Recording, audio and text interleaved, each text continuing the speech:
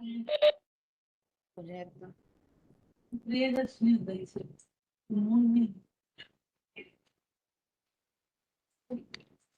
evening, everyone. Mr. Ramkumar.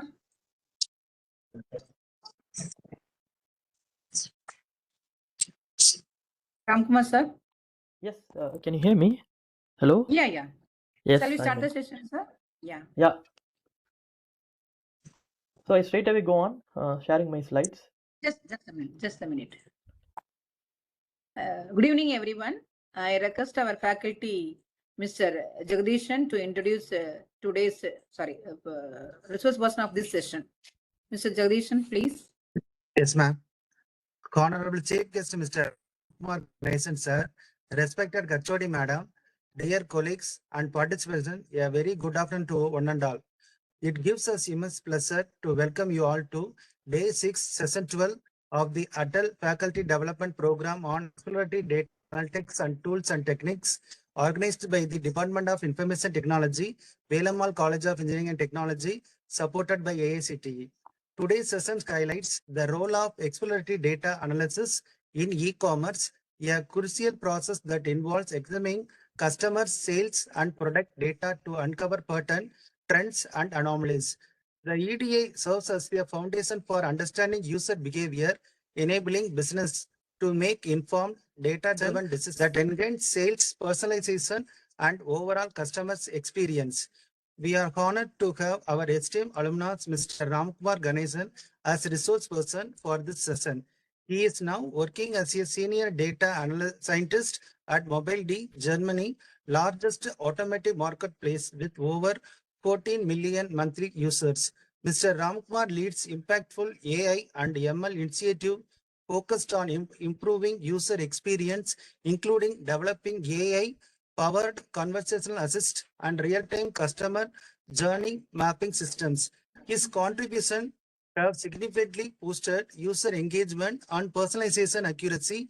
With more than 9 years of industry experience, he has delivered production-grade machine learning solutions across e-commerce, biotech, fintech, and automotive sector. He holds a Master of Science in Computer Science with a specialization in Artificial Intelligence from TU Lodan, Germany. On behalf of the department and organize the committee, we extend a welcome to Mr. Ramkumar Ganesan, all participants and external attendees. We look forward to an enriching and insightful session ahead. Welcome, sir. Thank you. Thanks Thanks a Mr. lot. Jagdishan. Thank you. Now we hand over the session to Mr. Ramkumar. Thank you. Thank you. Thank you, both of you. Thank you, Kavita ma'am, and thank you, Mr. Jagadishan, for introducing me very kindly and nicely. I remember still the first lecture I attended with Kavita ma'am at some point of time when I was in Velamal. So all the nostalgic memories are coming through me again. Thanks a lot for this opportunity. I hope I can deliver a good session so that it is not boring for you guys who's there. Can you all see my screen? Yeah, visible, sir, visible. Okay, because I can't do it in a big screen.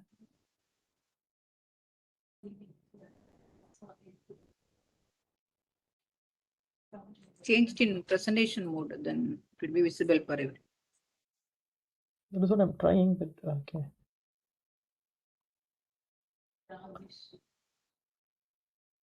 Now? Yeah, it's okay, fine. Is this good? Okay, because I'm having, because I can't see both the screens at the same time, so I need to switch screens. If anybody asks any questions or something, if you didn't understand, just raise your hand and interrupt me. That is completely fine. I hope I don't bore you guys with one more EDA session, because I went through the agenda. A lot of people already spoke about EDAs, but I'm not only speaking about EDA.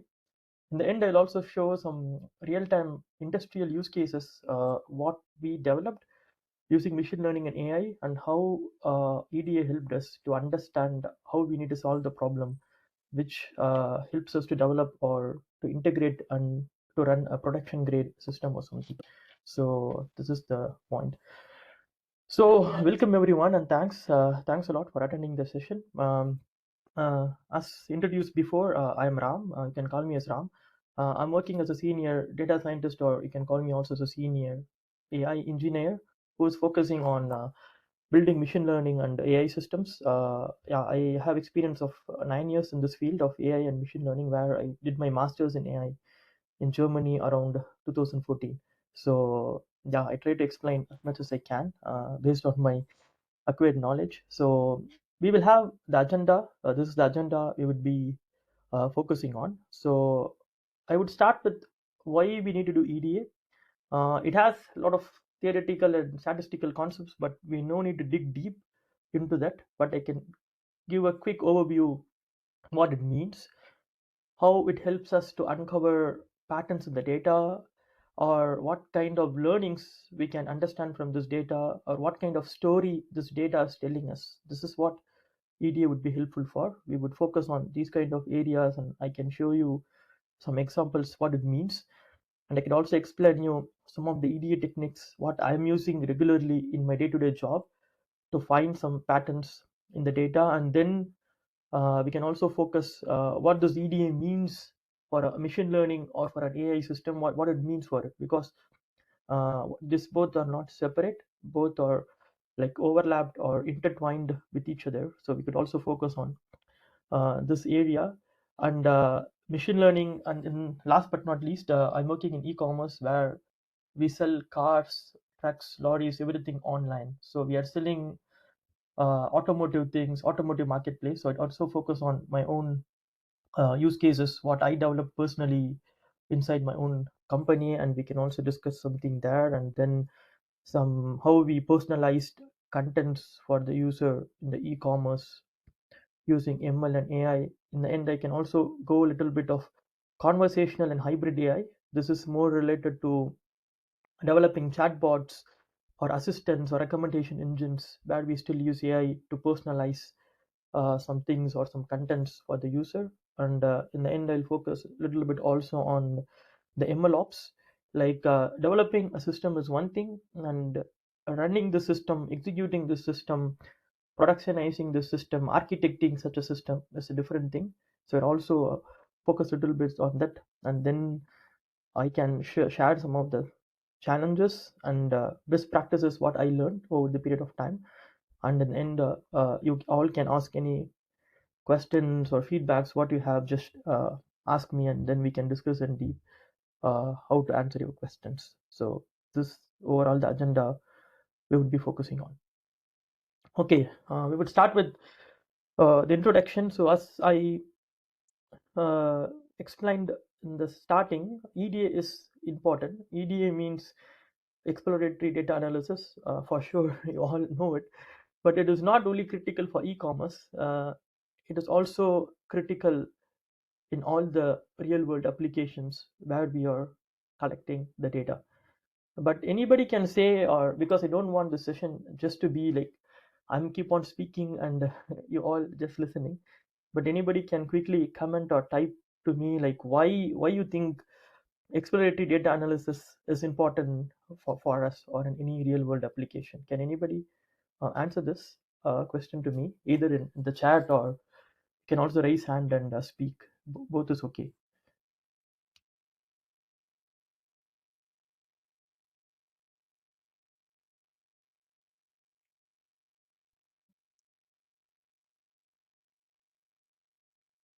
No one interested in answering why do you think EDA or exploratory data analysis is important for us in real world applications? I would like to hear your thoughts.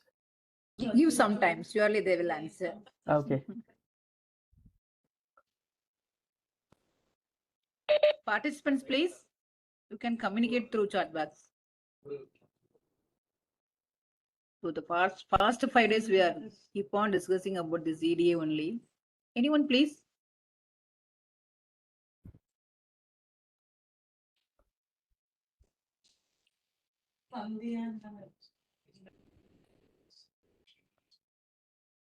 Yeah, someone answered. Okay, that is a good starting point. Yes. Before applying model, need some analysis on the data. Yes. Now I'm getting it. Now I'm happy. to see some answers on the chat. Thanks a lot for everyone. To predict, yes, yes. Visualization, yes. There is nothing, whatever rating is wrong. I think everything what you're rating is completely fine and correct, because to gain insights from the data and make informed decision, perfect, yes.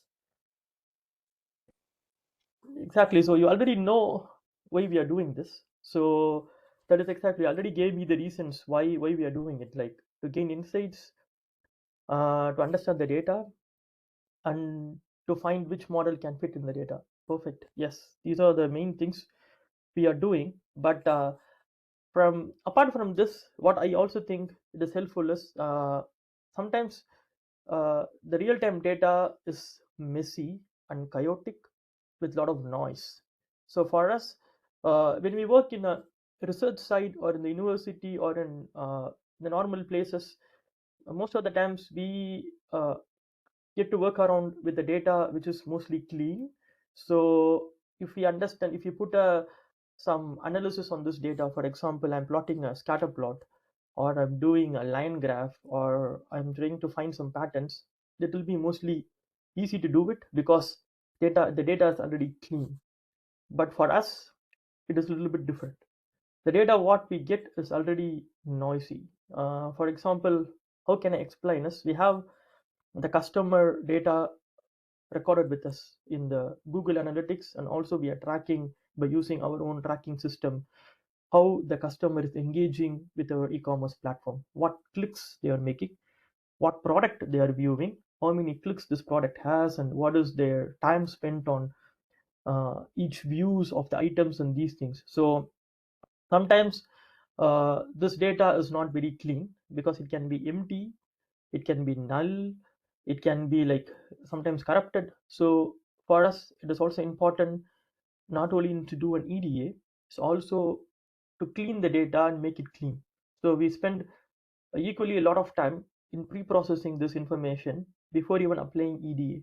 That is the reason it's a little bit more challenging for us, because we almost collect a lot of data. Like how to say this? I don't know the exact number, but we at least collect 5 to 10 GB of data per week or per day so easily. So if we need to unpack a single consumer journey or a single user journey, it's going to be really difficult for us to unpack this. It is possible, yes.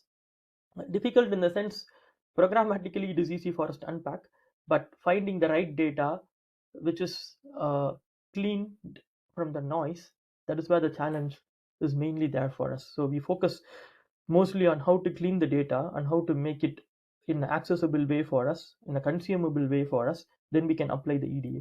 So this is what I meant, understand complex and high volume data. So our data is complex.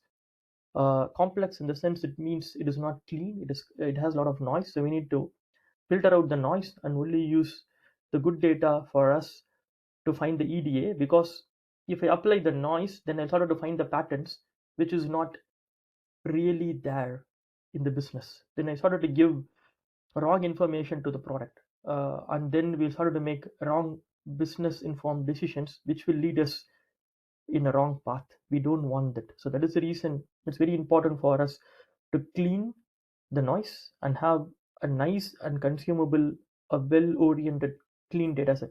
And then it's high volume. Yes, we have a really, really high volume of data. We will have at least 200 to 250 dimensions per user. So we can't process everything. So we need to also filter from dimension wise which data we need to use and these things, but we will just decide that based on the use cases what we do.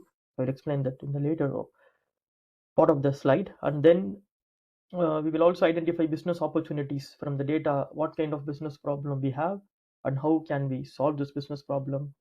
And if for this business problem, do we have enough data to solve? If not, how can we collect this data to solve this business problem? So this is a back and forth scenario for us to keep on brainstorming and discussing with the team and the other colleagues to come to this kind of a decision making scenario. And then obviously, as you guys or as you people all you said exactly, the feature engineering for ML, this is the core of EDA.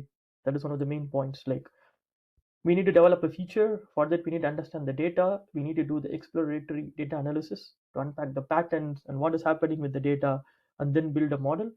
So this kind of building the model connects the business and the AI or data science teams. So what we do is we understand the data and we give the business what problem it can be solved and how it can be solved by the data, and then this solution would be either an AI or ML solution. This was the introduction and motivation for us to focus in this direction. So EDA is the core, even to dig deep or to proceed to the next step. So we need to stay there to understand why we are doing it. So as I explained before, EDA reveals patterns and relationships. Yes, we can find patterns. There is difference between coincidence and correlation. So we need to find correlations. That is what I meant by patterns, not coincidences. Like a cat walks on the road and suddenly a clock falls in somebody's home down, but they both are not related to each other. They both this coincidence.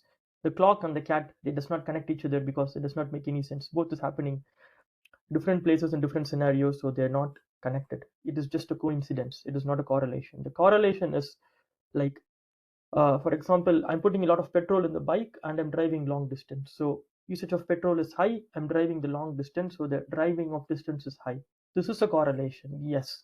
So we need to find these kind of patterns that is useful for the business, like not coincidences and correlations. That is where it's important. So the data can give us both. So it's up to us to uncover the patterns and find from the business which is correlations and which is coincidences. That is very important, and build the relationships. Okay, this variable is related to this because of this and this region, or because of this and this story. Because EDA is nothing but it is a way of storytelling. For example, if we have a good data collection process, we can explain everything from the data to that particular business people perfectly fine. For example, I can say how a customer journey is happening just by analyzing the data, like from point to point, because we collect a good quality data and we collect every point of the user interaction in our platform. We collect this data. So I can connect these dots and I can explain a well structured story so that everybody can exactly know what this user is doing in our platform just by seeing the data. I'm not seeing what they are doing in the real time. I'm just analyzing the data. Then I can say the customer logged in or does not logged in. He came or she came. They saw and interacted with this kind of car. So this is their user preferences. For example, they like BMW electric vehicle, which is 30,000 euros. They like this car much more because this is the pattern. They interacted much more.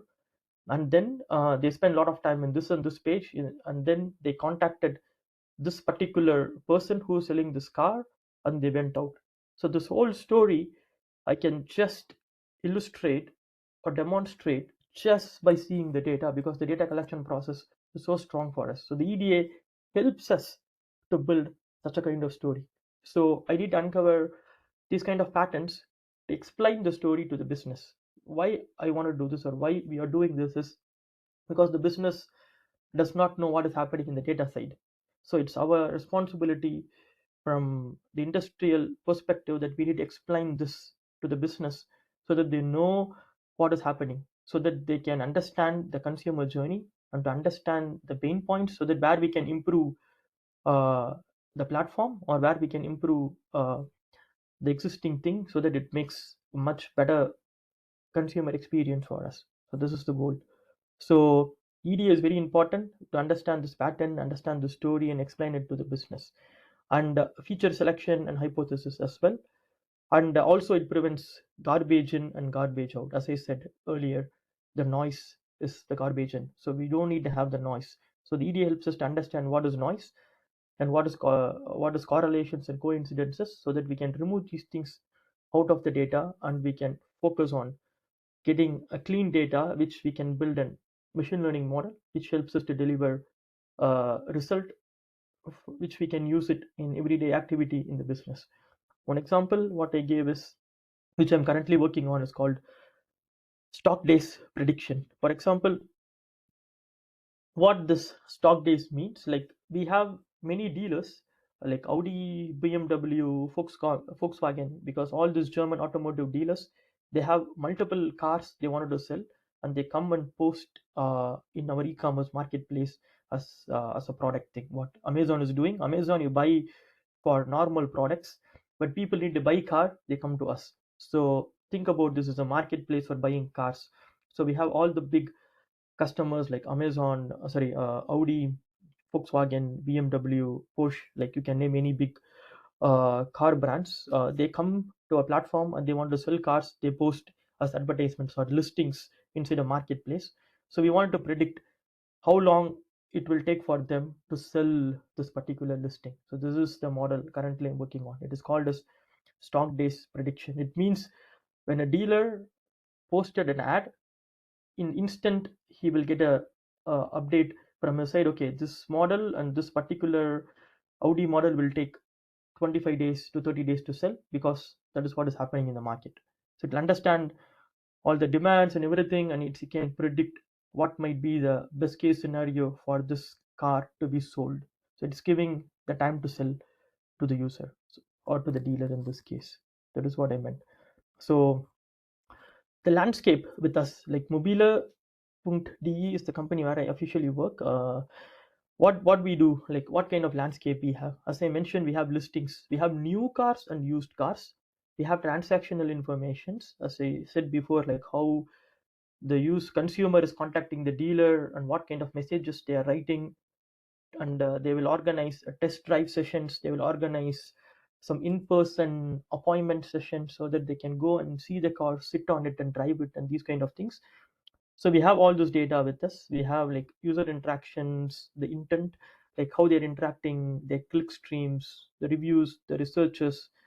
And yeah, as I mentioned before, we also have messiness and missing values and noise also associated with our data sources.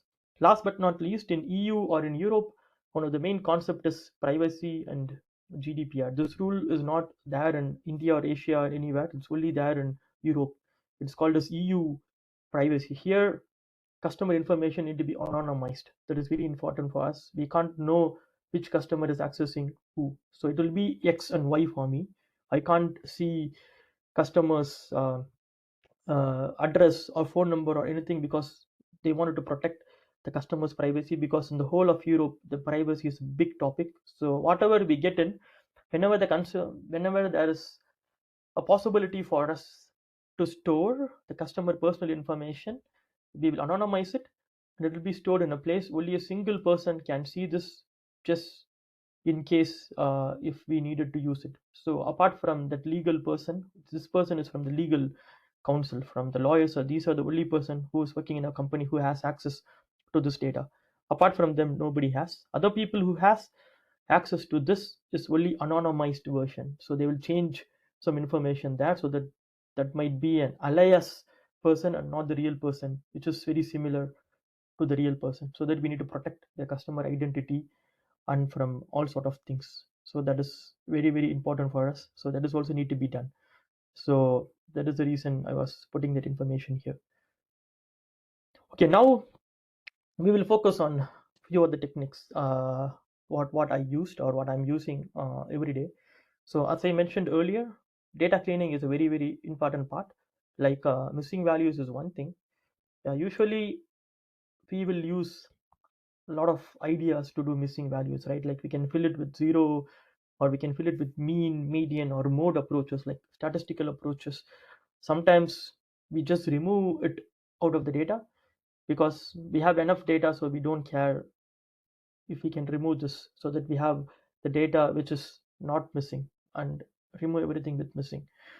Sometimes we need these missing values because there might be some business problems where we need to focus on the missing values and why it is missing. So this is, in that case, we would be using some advanced techniques like k-nearest neighbor based value imputation, or synthetic uh, data generation based value imputation, because we really needed that where we have very less data. In that case, we use some advanced techniques to fill the missing values. Apart from that, we use really the normal filling with 0 or removing NAs, and filling with mean or median. This would be our basic, or most of the time, go-to approaches to do this, even in the real world use cases. And outliers is already a big and separate topic. The EDA also helps us to understand outliers. Outliers can be two types. Outliers can be noise, as I said earlier, which is not useful and we can just throw it out, or outliers can be very interestingness associated with the data. So what I exactly mean by interestingness here, it means it is some unique pattern. Like, how to say this? Currently, we are there. Somebody is selling some kind of a product. It can be like a TV or a fridge or something. But suddenly on a Diwali or a Pongal sale, we'll have a spike in the sale because they have offers and a lot of people buy. So the pattern remains same all over the months or the weeks, except these months or these weeks where you might have an increase in sales or increase in people buying this because of festivity there. So this is an outlier, but this is an interesting outlier for us. So we can even understand this from the data, why there is a spike or there is actually something happening on this day or in this particular time. This might explain us some events caused outside of the business that influenced this decision. So this is what I meant interestingness. Sometimes it's very important for us what is happening in the market and why we are having this kind of a change from the normal pattern. That is what I meant. The outliers is also important for us to analyze and to find some kind of background stories why this outlier is happening. And if it is a good, if it is nothing we can control, we can't do much. But if we know something from the data we can control, then we can also use it to the advantage of the business, so the business can benefit out of it. So what I exactly mean here is, if we know, okay, we are going to have increase of TV sales or fridge sales during Diwali or Pongal, then I can already customize how my business strategy and how my decision making or how my sales should be there, so that I can make most out of it to make a lot of profit and make a lot of business. So I can already prepare for this outlier beforehand if I know this is already going to happen because of this and this event. That is what I meant. So this is also very important for us to analyze it, to dig deep, and to get a lot of information. So here I gave one of the plot. Unfortunately, I could not give the real number because of the confidentiality with my company, but this is more or less the distribution what I got when I'm doing this stock days analysis. I was finding the number of costs and how long it is staying with us. So this give already understanding of distribution, how this data is distributed over a period of year or a period of 6 months or a period of a quarter. So I can unpack different information so that for in this graph I can already say 20 to 40 days is kind of the main thing. That is where most of the cars is being sold. So less than 20 days, yes, and more than 40 days is also there, but they are pretty less in the category or less bucket or less in that bucket. So it will be very interesting for us to analyze why this is happening.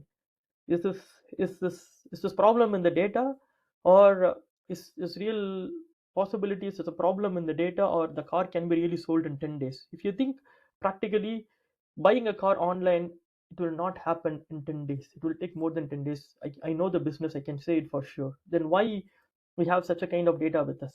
It might be a noise or it might be something else. So I was digging deep to understand what exactly happening there.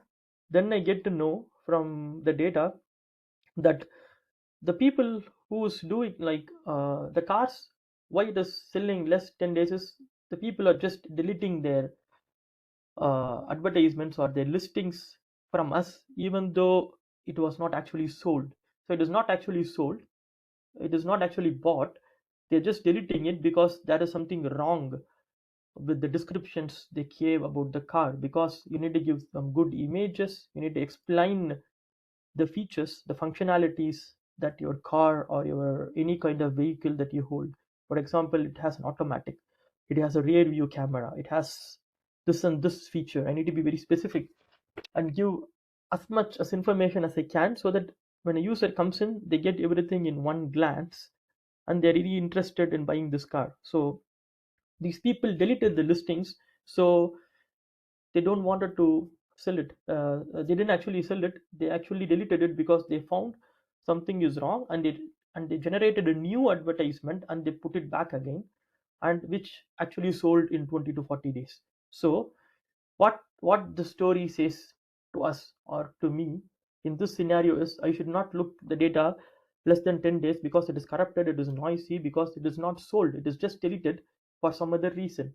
So when I'm doing the modeling, I'd be only try to build the model around 20 to 40 days or 20 to 50 days max, and I will not uh, input anything which is happening in 60 or 70 or 0 to 10, because this is mostly a noise which is not the normal pattern, which will confuse the model, and the model will not able to generalize its learning. So that is the impact we learned just by analyzing the data and to understand what data we need to feed in and what is the range of days we need to feed in.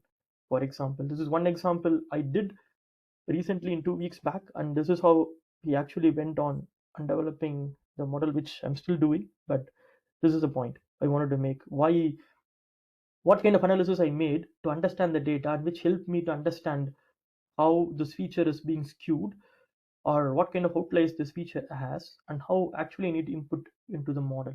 That is what I exactly meant here. And then these are all pretty normal things which you all do in everyday scenario, like bivariate and multivariate analysis, as I mentioned before, finding correlation. So what is the correlation between price and stock days? This is one example. Like this, I do multiple correlation plots, like price versus new cars, price versus old cars, stock days versus new cars, stock days versus old cars, and like this I can keep on playing around with multiple variables or features to find a correlation where I understand the data better and better, so that I know what features is actually influencing the stock days and what features is not influencing the stock days, which gives me already a hypothesis what I need to work on to build the model. That is what I meant. And then, yeah, the example what I was showing here is price versus predicted days. So I will stop here quickly, and I will give to you. Can you, anyone, if you ask any questions or until now if something is unclear, please let me know. I'll give 3-4 minutes so that we can discuss and some questions, whatever happened until now, and then I can proceed further. Yeah, questions any, please let me know.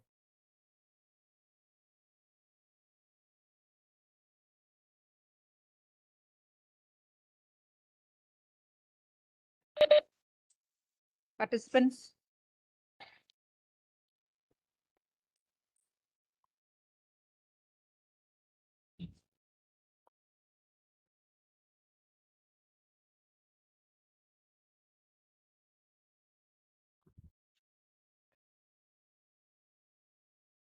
Okay, somebody wrote no, no sir, no questions. Okay, that is interesting. But if you find any place where you wanted to ask, just raise the hand or inform me. Okay, somebody asked which exploratory data analysis is suitable for outlier. I would personally go for clustering approaches like k-means clustering or DB scan based clustering kind of approaches to find which is a segmented group and which is an outlier.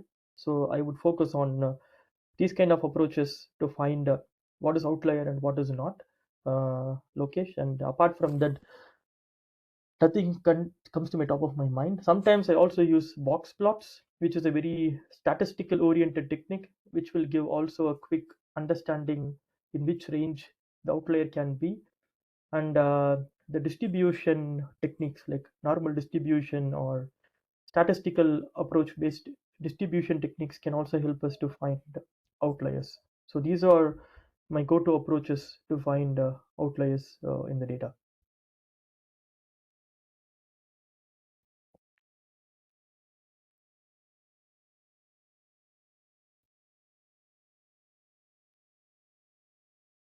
Okay, okay, I think somebody asked this question. Yeah, I'm often confused about how missing values should be handled during EDA. Sometimes we drop them, other times we replace them with mean, median, or mode. What are the guidelines for choosing the right method? That is a good question. There is actually no right method. It depends on the context of the business. That is what I would say. So it depends on the problem I'm working on. For example, for the e-commerce side, we sometimes drop it because we have a lot of data, so it's okay for us to drop. But in some of the places or in some of the use cases, you can't drop it because you only have a less data to work on. If you drop, then your data set size would be shrinked. Then it will not be statistically significant to make a hypothesis and to find what is happening there. In that case, you might need to use mean, median, or mode. You can use any of the three. You need to compare and find. That is the only option. I also do the same. I'll use fill with mean, then I will fill with median or fill with mode, and then I will compare which gives me best results. So that is just experimentation. There is no one single answer. This is what we always use. Mostly I use mean, so I would always go with mean. Filling the missing values works most of the times. Sometimes median and mode works, but it depends on that application, and we need to experiment it. And Lokesh, for any application, clustering is suitable. Yes, clustering is unsupervised technique. It is suitable for any application. Like if you have a data, it might be two-dimensional data, three-dimensional, four-dimensional, then you can apply clustering. Where it can be problematic in using clustering is when you have a really, really high dimensional data. For example, I have like 120 features or 120 dimensions or 140 dimensions. Then clustering can be slow because it needs to find the distance between pairwise distance between each and every sample to make into a segmented group. So that might be a complicated thing. But in that case, uh, also we still use clustering, but we use something called PCA, principal component analysis on top of the dimension, so that it is getting shrinked into one or two dimensions, and then we apply the clustering. Okay, and how did we choose the algorithm to build model? I think I come to this in the later part of the slide. Until now, I'm explaining the EDA. Okay, I think then I go back to my slide deck to continue further, and then we come back here, and for sure I will answer this question, Dr. Tamil Selvi, regarding this, how to choose the algorithm. I will speak about this later.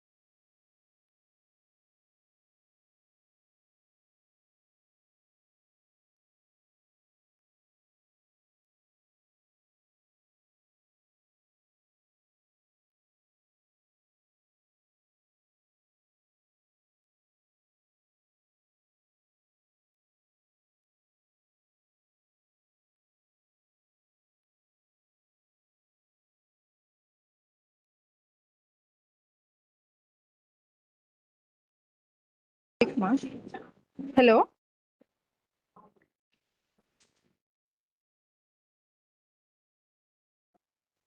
Hello. Muted. Yeah, it's fine. It's fine. Is everything good? Can you hear me? Hello. Yeah, it's fine. Okay. Sorry.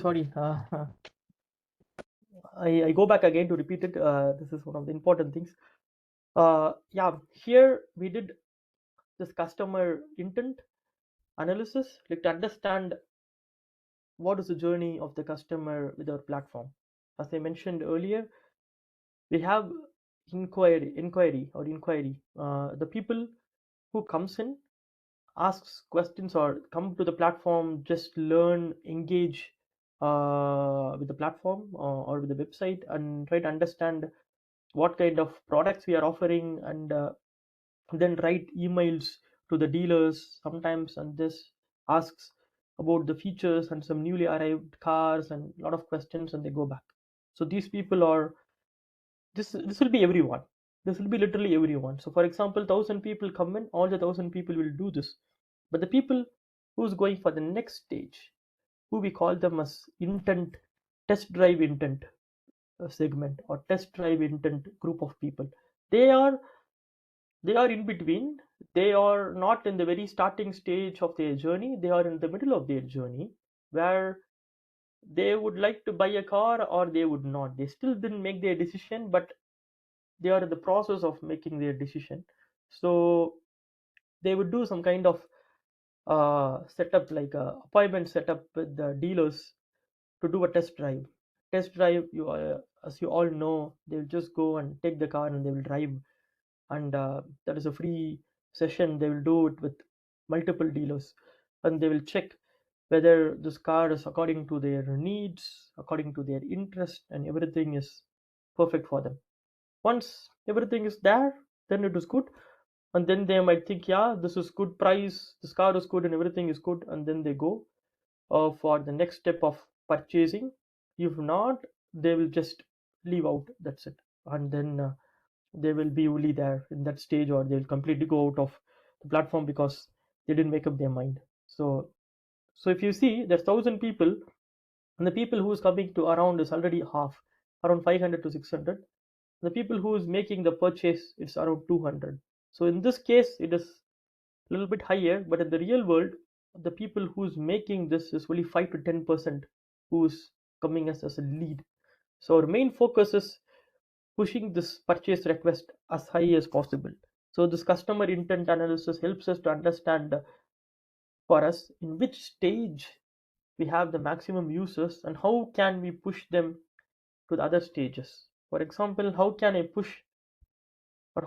push the people from the inquiry stage to the test drive stage, and the people from the test drive stage to the purchase stage? How can I do this, or how can we do this? So we need to give uh, the opportunities for them to go to the next stage by content personalization. Like, we need to give them the right content at the right time, at the right moment, so that they have what they need at that point of time, so that they're happy to go to the next stage. So this is where it's a difficult problem to solve. We are constantly working on it every day to solve this, but in nutshell, that is what it means. So this graph explains for us. So we always see this understanding of our customer journey to find where is the pitfalls and pain points is happening, and how can we overcome. So this is very important, especially in the e-commerce business, to understand this. This cycle is same regardless of whatever e-commerce it is. Might be Amazon, it is our business like selling cars, and it might be anything, but this stage always remains the same. But the only thing is, the generation of leads might be higher and lower, but the concept of this funnel on the stage remains the same. So in the past, I explained about the customer intent analysis. Now I will little bit go through into exploratory data analysis, what we do for machine learning or AI. This is a fun part, at least for most of you, which everybody wanted to understand machine learning and AI. Exactly, now AI is the hyped around topic all over the world, and but before AI, we will speak a little bit about how EDA helps us to come there. So it helps us to understand, as I mentioned before, feature selection or feature identification or feature creation, even maybe what matters for prediction, what is needed for that prediction model, what kind of features I need. This hard truth is only being learned by using EDA. So without doing EDA, you can't jump to machine learning or to develop an AI systems. EDA is the center. So you can't skip this. You need to do it. If you're skipping this, then whatever you are building after this will not do good. So it will not give you the right decision making model or the right decision making ML system that will help you. That will be, as I mentioned before, garbage in, garbage out. We don't want that. To avoid that, doing EDA and understanding the data, what kind of distribution it has, what kind of features it has, and how important is that features is very, very important. So here I gave some of the features which I used to build the model, like the listing quality, like how the content, for example, listing quality here, it means how well the ad is being written by the dealer so that it has been it's been there. For example, if somebody is selling a BMW black, when this and this model, they write, okay, this is a BMW and some big description, and they fill what kind of features they have. So the more information you give, the more the user knows about the product, and the more the user can actually come and contact you. So this is the listing quality. So this should be as good as possible. And the photos, the images, because the visualization has more power than the text.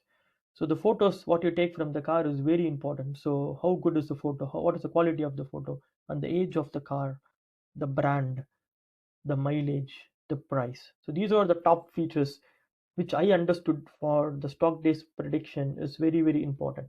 So here I didn't only do EDA, I also fitted a model, and based on the model, I tried to understand the feature importance. Like I ran a XGBoost or a random forest model on the features after doing the EDA, and then I understood which feature is contributing more for the stock days. So I understood price and mileage or the top two features, which is contributing to this more than the other features. So this is also one way of doing feature understanding or EDA to get. Sometimes you feel, okay, I don't have a big understanding of individual features, how it contributes. In that case, it is okay. You can still fit the machine learning model, but this is not a production model. This is just a model I'm fitting just to know the feature importance.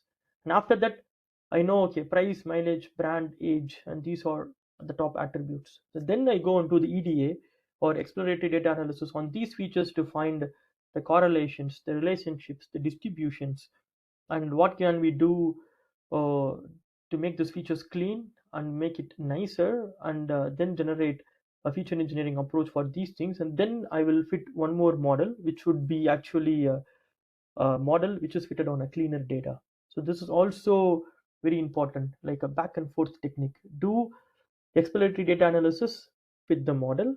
This is one way. If you know the business and the data, very good. Sometimes we don't know the business and data very good.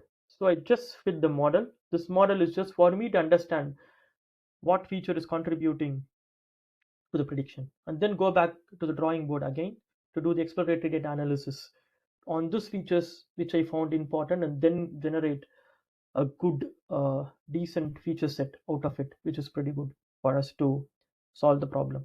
So this is more or less the story what I wanted to make it out of this. So it can go both the ways. So it's up to us and the business. We choose what is needed and what is not needed.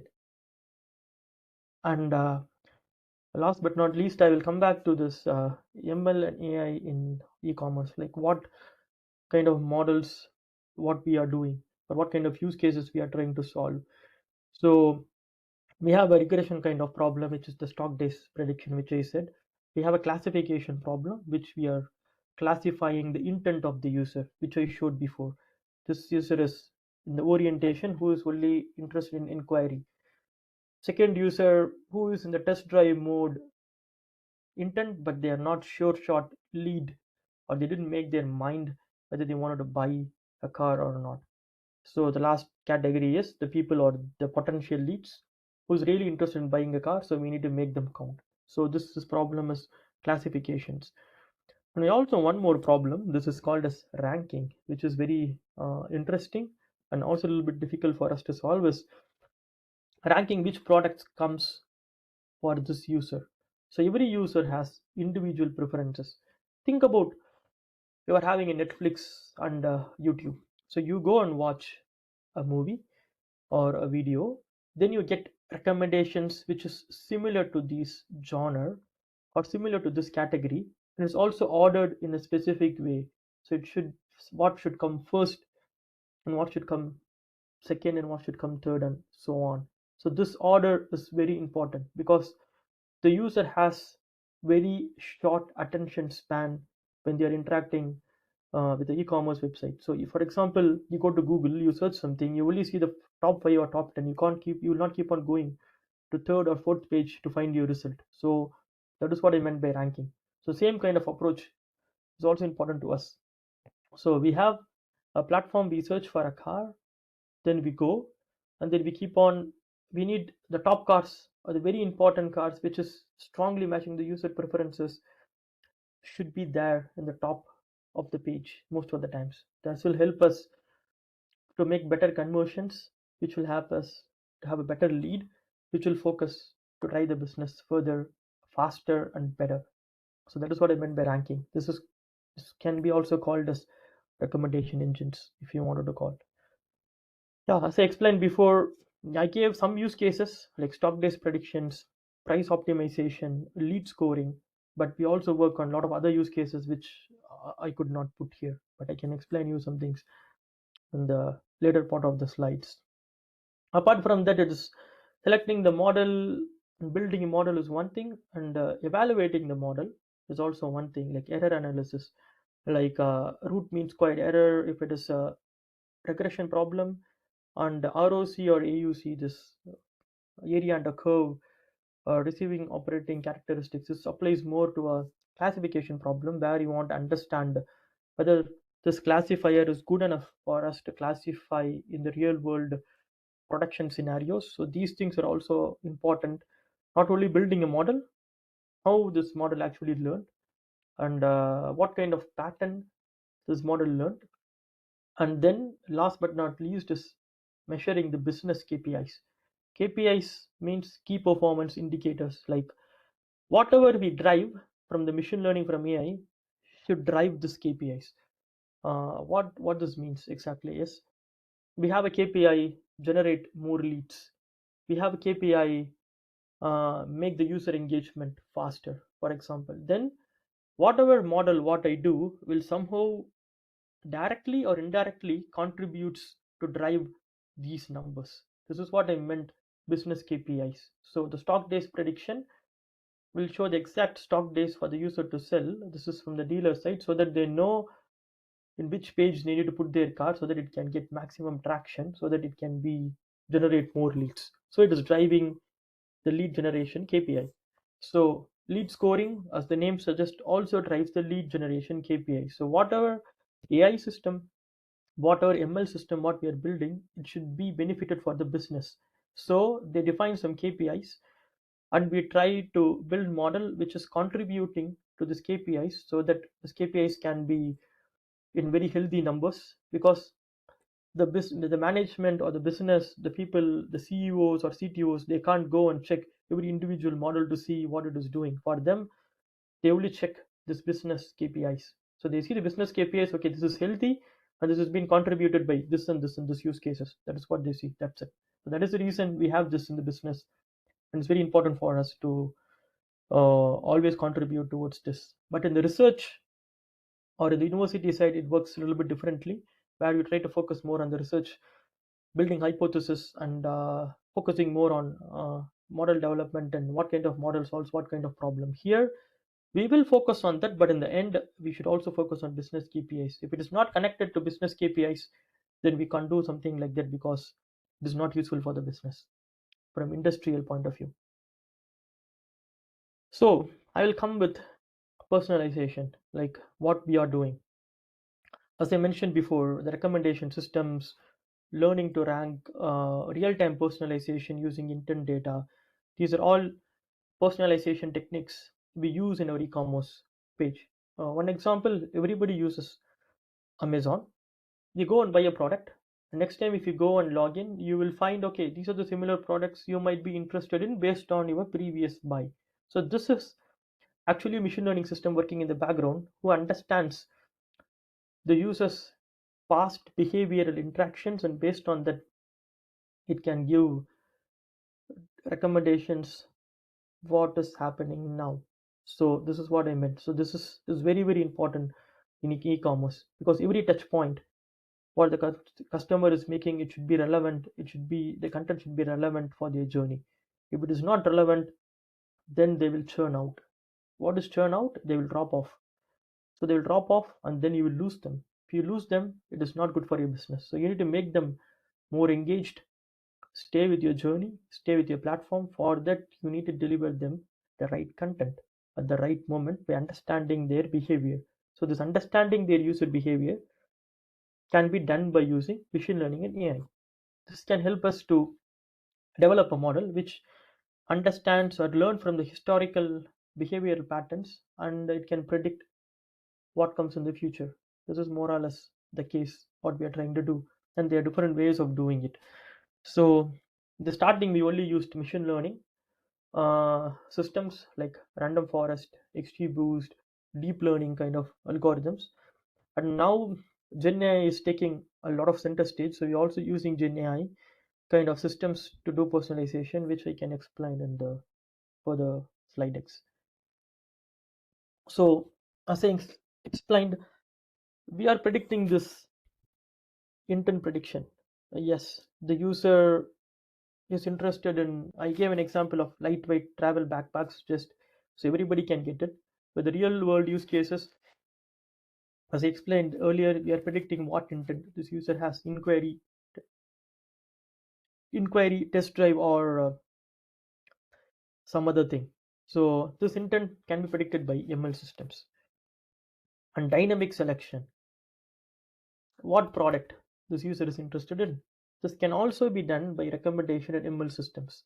So here I'm explaining a little bit different concept where we did EDA, and then EDA comes to the ML, and now we are connecting ML and generative AI, because machine learning is one part of, okay, AI is a big circle. So machine learning is one, Gen AI is another part. So both are connected to AI.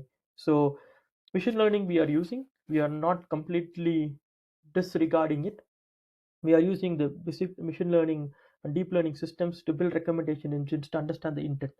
And then we are using Gen AI as a unified workflow which connects us content generation.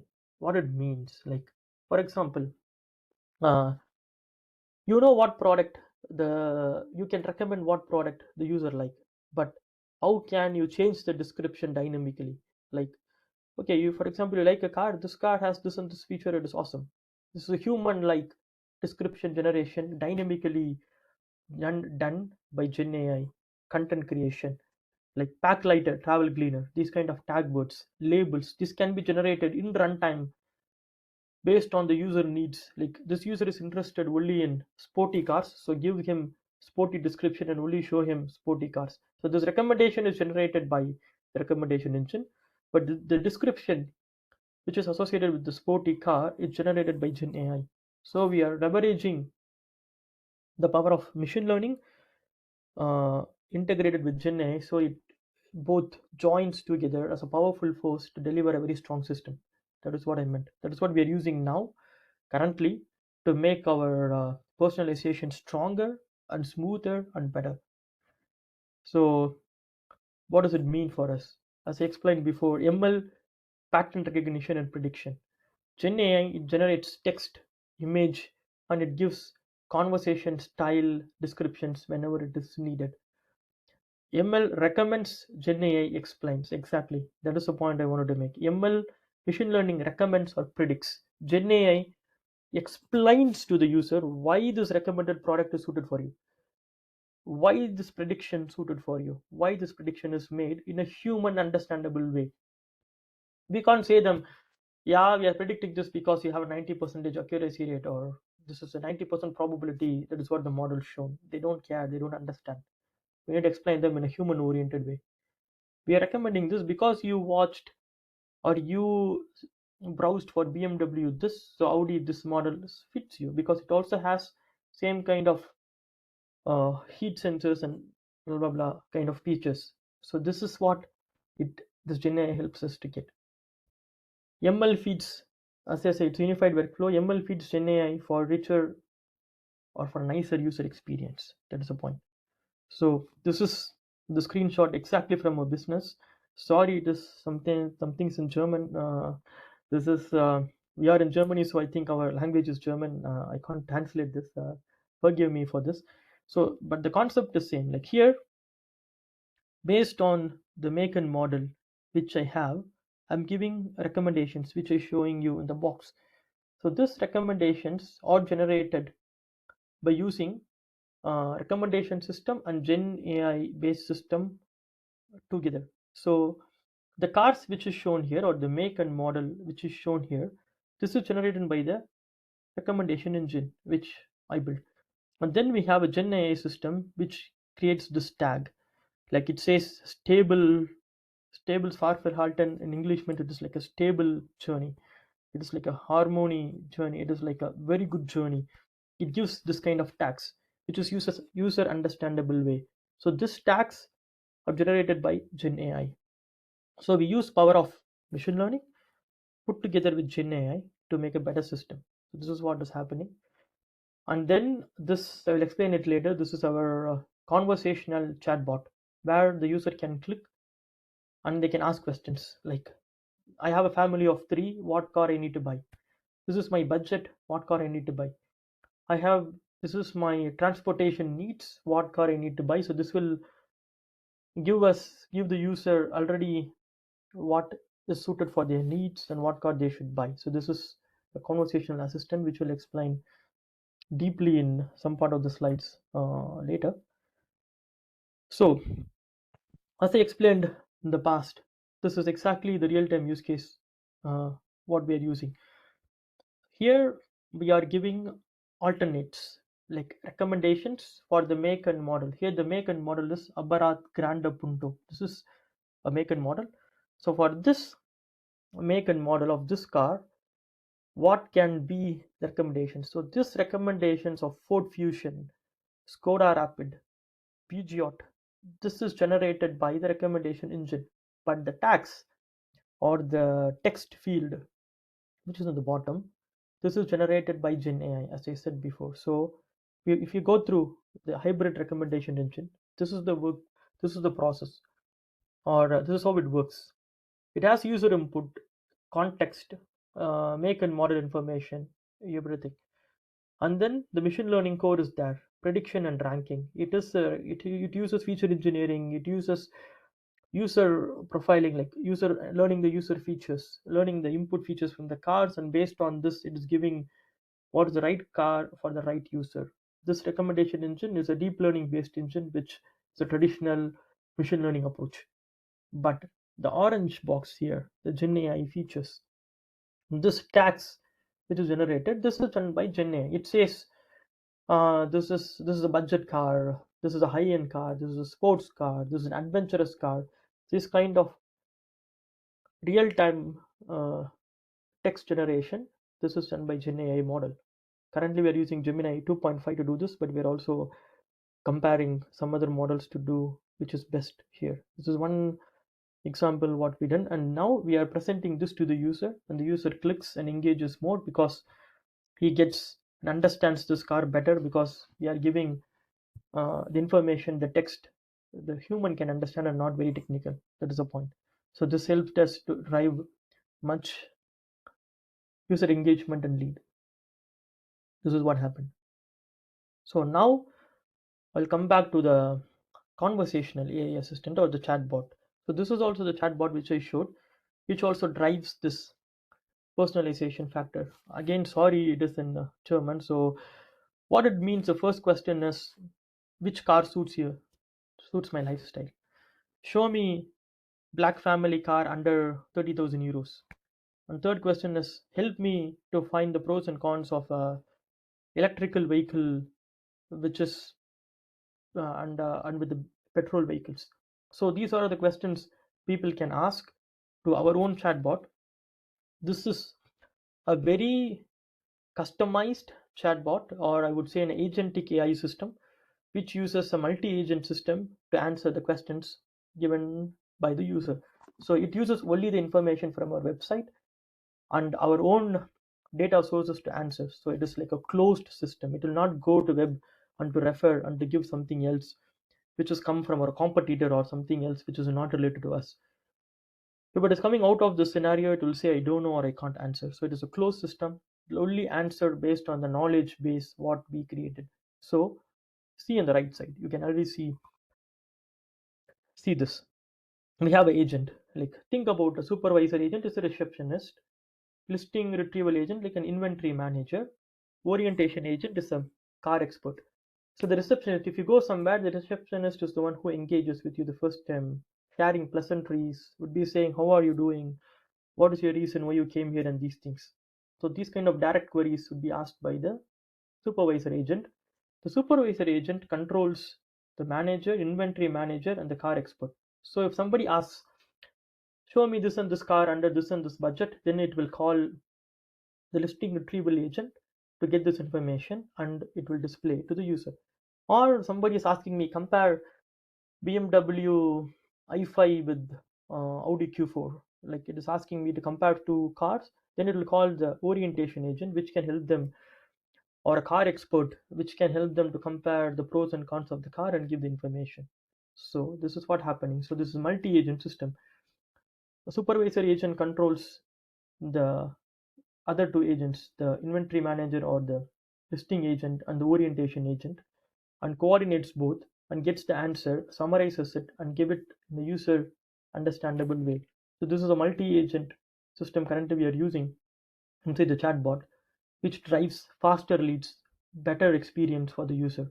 So this is more complicated. I don't want to go so deep here, but I can share the slide deck data. You can see how the example conversation flows through. But technically, this is what is happening. The supervisor agent controls the listing agent and the orientation agent. The listing agent takes its knowledge from our inbuilt API, what we have, and the orientation agent takes the knowledge from our own customized vector knowledge base. So it will not refer anything out. So whatever we have our knowledge, based on that it will answer. If not, it will say it does not know the answer or it can't answer or something like that. So it's a very multi-agent orchestration is happening inside here. So this is also an agentic AI. But so why I came until here is like we started with EDA and we came until here, but EDA is the base of doing all this. So without EDA, we would not come until here. So we always analyze, find the data, see everything is good, and then we develop this. So EDA is the base or is the seed for everything. Without that, we will not come until here. Because we did strong EDA, we could be able to come until here. Otherwise, you would be stuck there. That is what I meant. So yeah, this is just one more slide deck which repeats the same. Then this is, I don't want to go so deep. So once we have such a kind of system, we need a strong deployment, monitoring, retraining, and track model drift or data drift and real-time feedback loops. These things all need to be done, like how fast the model should respond, where to deploy the model in Docker or in Kubernetes, how to orchestrate this model, how to decrease the latency, how to increase the throughput, what kind of feedback loops we need to have so that the model can keep on learning and not making mistakes. And these things is also handled by our data engineers or our architects who's helping us to solve these kind of problems in the real world. And you already know some of the challenges is data bias and privacy. As I said, in EU or in Europe, privacy is so important, so we need to take care. We are not using any private information of any of the customers we have. Sometimes the data might be biased, so we need to overcome this. Sometimes explaining some things, even though we do EDS and a lot of things, explaining some scenarios is so difficult. That is still a big challenge. Collaboration between data, business, and engineering, this is one of the biggest challenges even now every day I'm facing. and automating the EDA and ML pipelines is also one of the challenging tasks to do. One thing is building an ML model, next thing is deploying it and automating it.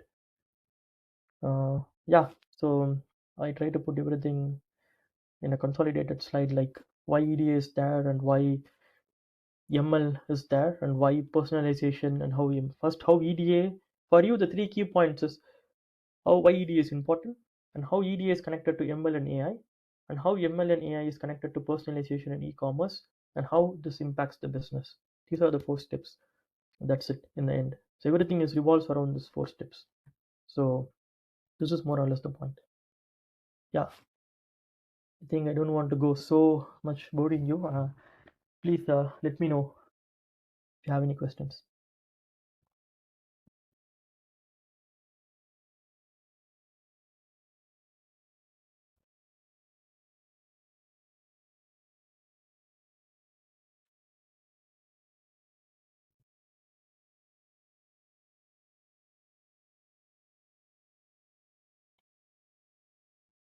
It's very surprising. No questions.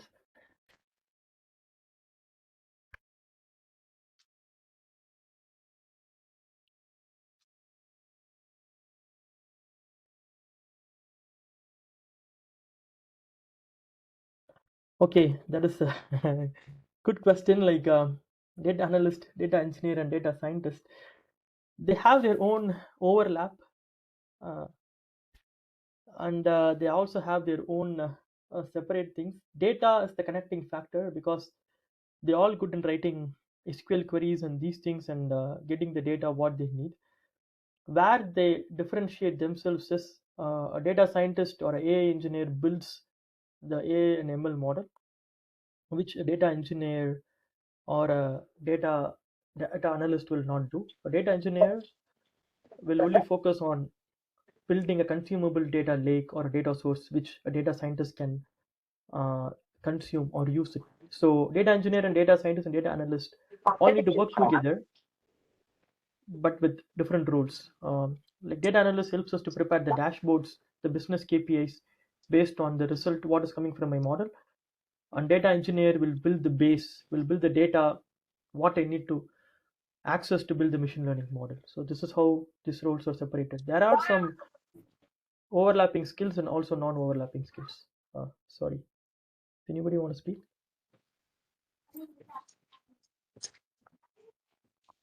Hello. Hello. So, is there anyone asked to ask questions?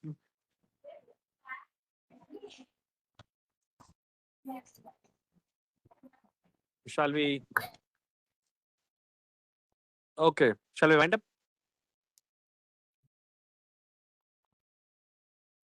Okay. Ram? Kamlesh sir, yes sir.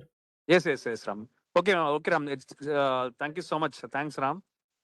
It was a very. Thanks a lot. I hope I didn't bore. Yeah, definitely. You everyone. gave a very wonderful presentation about the usage of EDA in e-commerce, how EDA fits in e-commerce, and you gave a detailed explanation about the key difference between ML and generative AI, right?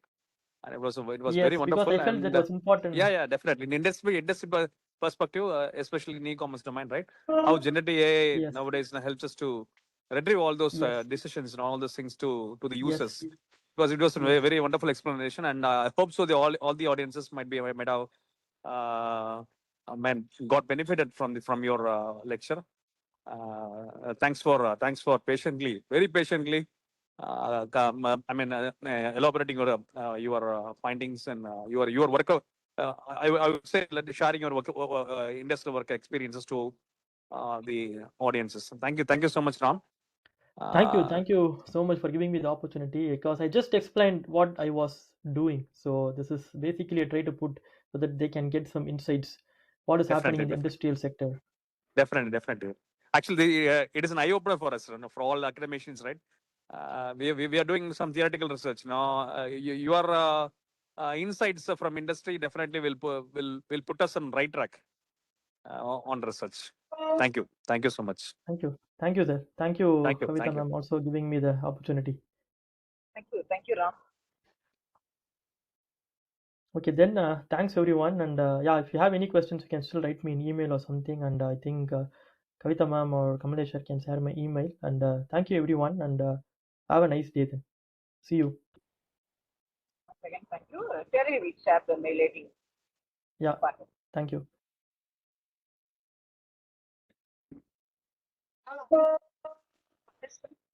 And If I open,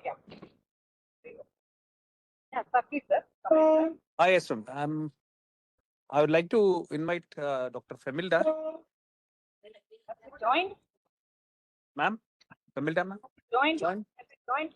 No, I think Sir, she's not at joined, sir.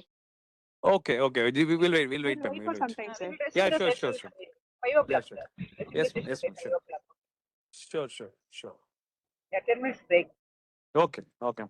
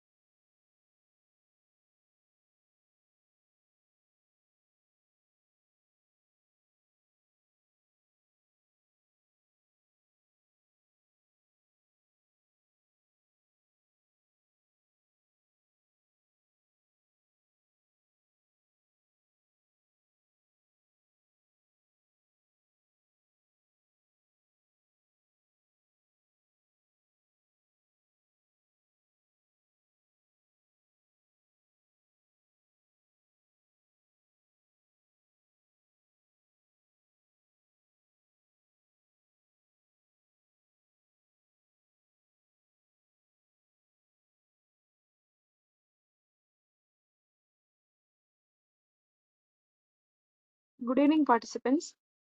Emilda ma'am, are you there? I hope you have joined.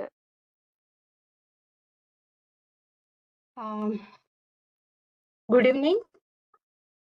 Good evening, ma'am. Good evening, participants. This is Saraswati from IT Department, Velamal College of Engineering and Technology. Welcome back, ma'am. We truly enjoyed your earlier session and found it very enriching session. We are very happy to have you again and look forward to the today's session.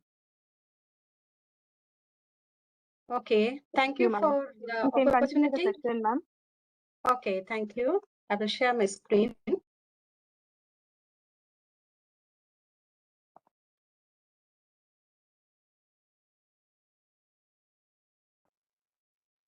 Is my screen visible? Yes, ma'am. It is Okay. visible. Okay, good evening, everyone. Once again, I'm here to explain something about the data analytics. And mainly today I will be focusing on some hands-on session. It is the exploratory data analysis on a big data.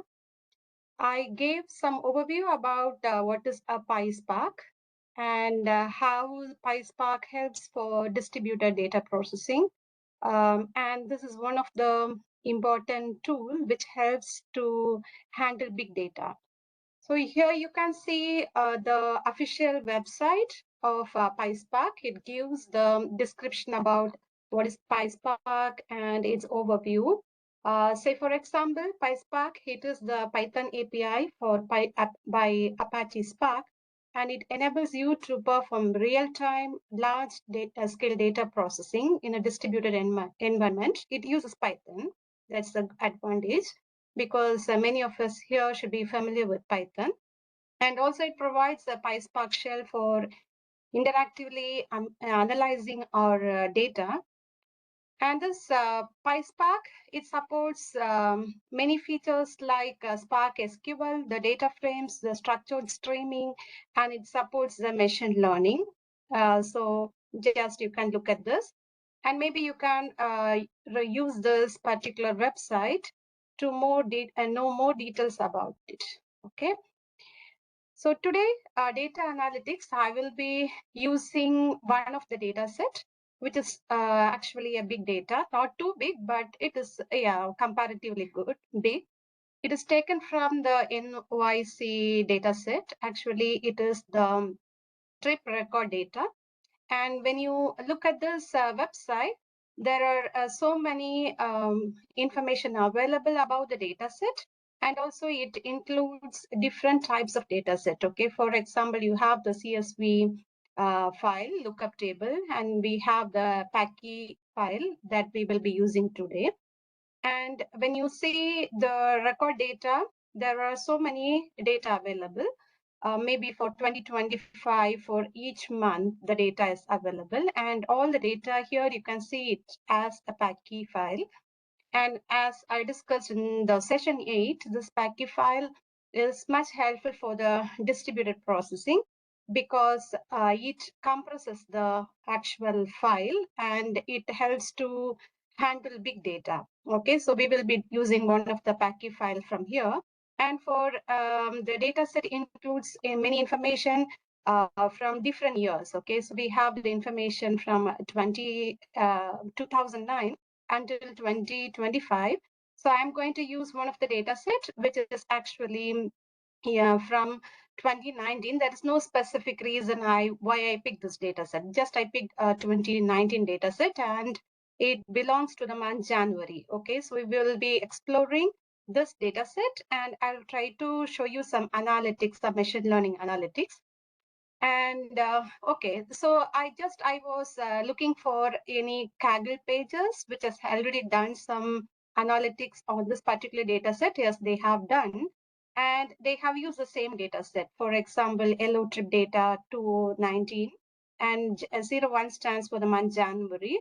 And here you can see the size of the data set is 687 MB. So the data set that we are going to use is not too big, but I would like to show like how the PACI files helps for quick data processing. Okay.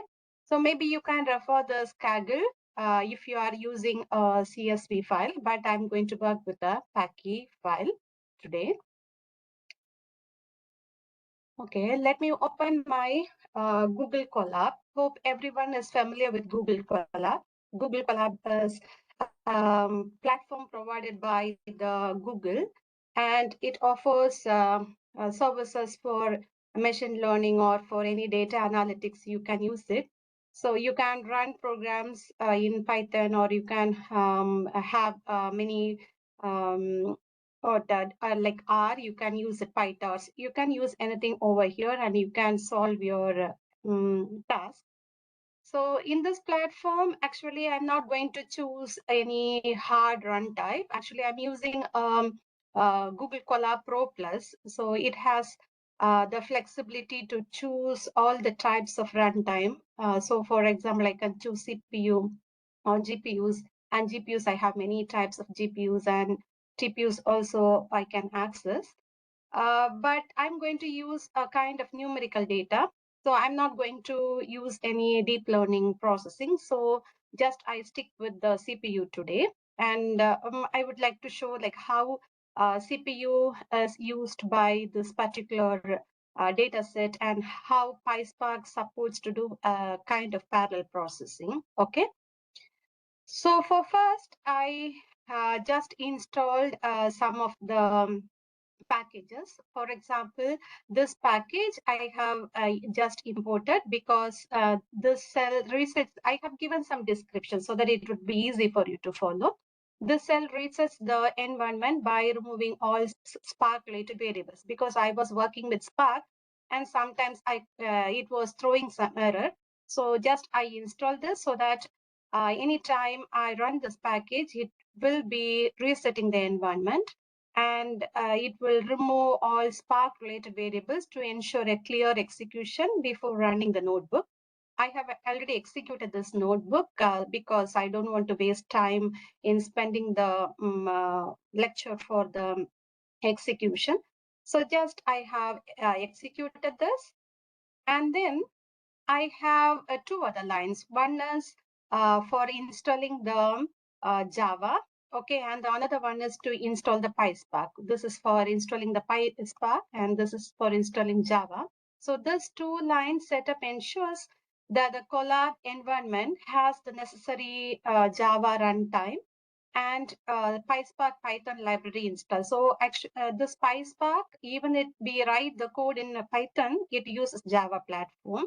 So we are making sure that it is installed so that we can work with the PySpark, and we can do the big data processing. Okay. So when I install this, okay, I am able to unwind all the packages. And then this is the important step we have to do, because we are working with the PySpark. We have to open the session for the PySpark, okay? So PySpark session, this is the unified entry point for all Spark functionality. So whatever you do, it will happen within a session. So once you start a application, you have to start with a session. Maybe once you finish it, you can close it so that you will be out of the session. And I have here the app name, just the name of the app, and it is test PySpark. And I have the config. I'm going to use the local. Okay, so it says the master local configures Spark to run locally on the machine, utilizing all available processor cores for maximum performance in a single machine setting. So here I'm using CPU. I'm using the Colab CPU. I am actually not using a multi-processor, multi-machines. Okay, there are no different machines available, or just it is a single machine. But there will be some virtual machines available. Okay, so we are just using the single machine, and you know the difference between the parallel processing and single processing is all the processing will happen in a single machine, and within the all the execution will be happening within it. Okay, but when it is a parallel processing, if your machine has two core, that means both the cores will be utilized. Okay, So here I'm using a single machine, but I will be using 2 cores. I will be showing that soon. And the Spark, just it is the object which could be used to read data, create data frames and execute the command. So we have the Spark. The session is open after executing this. You can see that it says Spark session in memory. That's the advantage of Spark over Hadoop. Okay, so earlier I explained about Hadoop and Spark. The advantage of Spark over Hadoop is Spark executes everything in memory so that it will take less time, whereas Hadoop, it will be taking the disk memory. So every time we are executing something, it will look for the disk. So we have to wait for accessing the disk. That will take much time. So Spark uses the in-memory. And the version of Spark I'm going to use today is v3.5.1. Okay, and I'm going to use the local single machine, and all the cores in the machine I will be using. And the name of my app is Test PySpark. Okay. And now this is about the multiprocessing. So just I have executed this code to show that it uses multiprocessing. That means it is going to do a parallel processing. So even though I'm using just the master local, only one single machine, it has 2 cores. Okay, so it is going to use both the cores. So when you're using your computer with maybe 4 cores or 8 cores, and if you are running the Spark on your computer, then actually it will be using all the cores that is available in your computer. So it does a parallel processing there.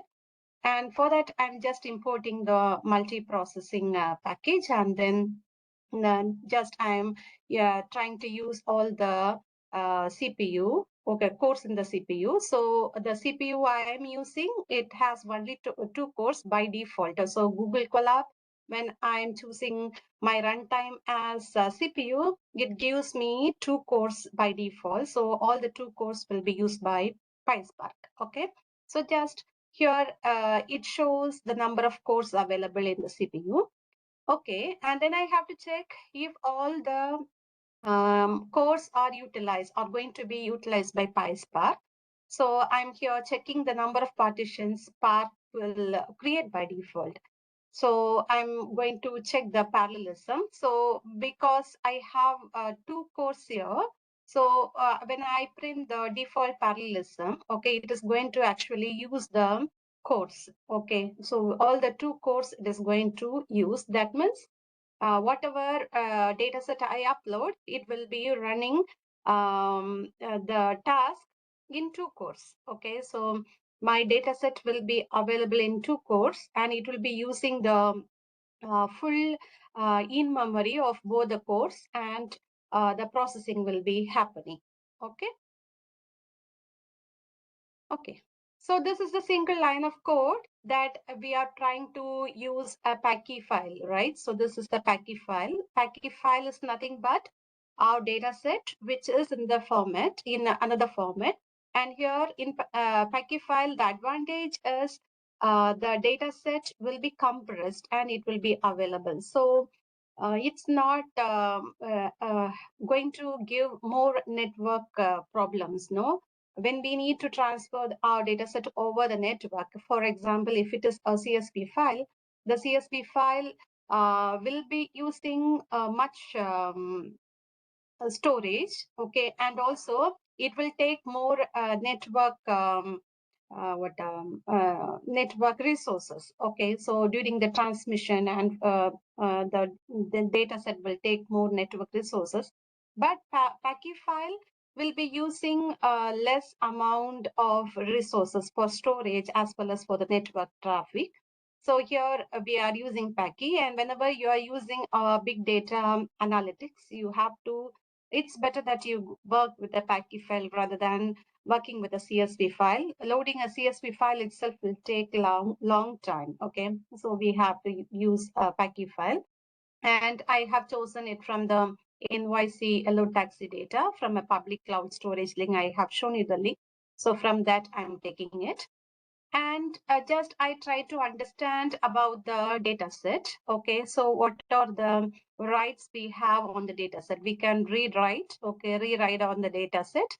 And you can see here the size of the data set. The PACI file is actually 106 MB. Okay, the same data set.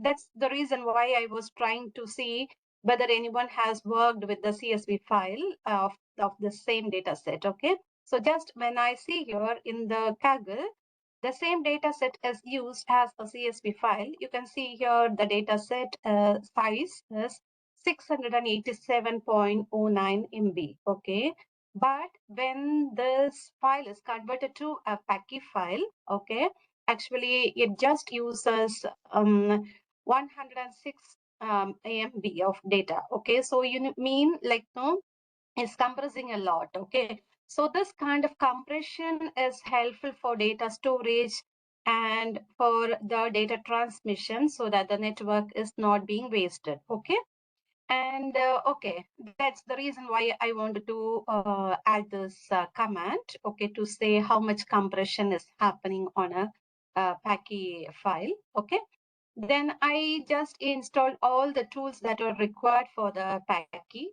Then only we can work on it. No, maybe we need to do some any kind of data manipulation. Then we have to look at it. Okay, so just I have installed this. And now I would like to know about the data set. Okay, so how the data set is looking like, all the information. And now another important thing to be noted is when you have a PACI file, actually the PACI file will be holding the metadata. Okay, but CSV file, it just has the data, but not the data metadata. That's a main difference between the PACI and the CSV file. When you load a CSV file to your computer, actually when you do a data analytics, that there the it requires to have some space to store the data type. Okay, so it will take, for example, if your CSV file is 100 MB, then actually it will be occupying your memory for 200 MB because it holds some space for the data types and other information about the data type. Okay, so, but in the PACI file, the good thing is when you are having a data set and when you are going to have it as a PACI file, it will create a metadata of your data set, of your data. And here you can see this is the file metadata. Okay, so this is created by PACI CPP arrow version. Okay, maybe the PACI file creation. And in this data set, we have totally 19 columns and we have too many rows. Okay, maybe we have 76,96,000 rows available. So we have that many instances and 19 columns means we have that many features. And we have the number of row groups as one. Okay, if our data is too big, no, this is not a very big data, it's a medium-sized data. If our data set is very big, then what will happen is it will be divided into some groups of data. Okay, maybe like 1 million of data in one group and another 1 million in another group. Okay, so here it's just all together in one group because it is not too big, and the format version is given and it says the serialized size. Okay, this is important because it says the size of the metadata in bytes. Okay, so it is around like a 10 kilobytes of space will be taken by this metadata, which is comparatively much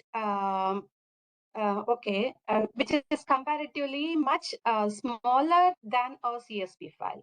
Okay, so this metadata is going to take very less space. Okay, so when you are making some analytics on any data set, this metadata will be first referred. If you remember the architecture that we discussed earlier, mainly the execute nodes will have only the metadata and only the name nodes will be processing the data. Okay, So this metadata information will be held by the execute nodes, this kind of metadata. Okay. And here, as I told you, there are 19 columns. Okay. So that means there are 19 features available. So the features are the vendor ID, the pickup time, the drop-off time, the passenger count, trip distance. Okay. So we have 19 columns available. And maybe for one column, okay, for example, we will take something like, the vendor ID, the name is vendor ID, and the path and the maximum definition level and the repetition level, it's set to 0. There should be no repetition. And it is integer type. And it is converted to any type, no. And here, this is another important point to be noted. The zipping algorithm for the compression here used is the gzip algorithm. Okay, sometimes snappy snip will be used, sometimes gzip will be used. For this packy, gzip algorithm is used to compress the data set. Okay, and by compression using the gzip, actually this column, that is the vector ID column, after compression, it has saved a space up to 45%. Okay, remember that. In CSV file, the accessing of the data will be happening row by row, right?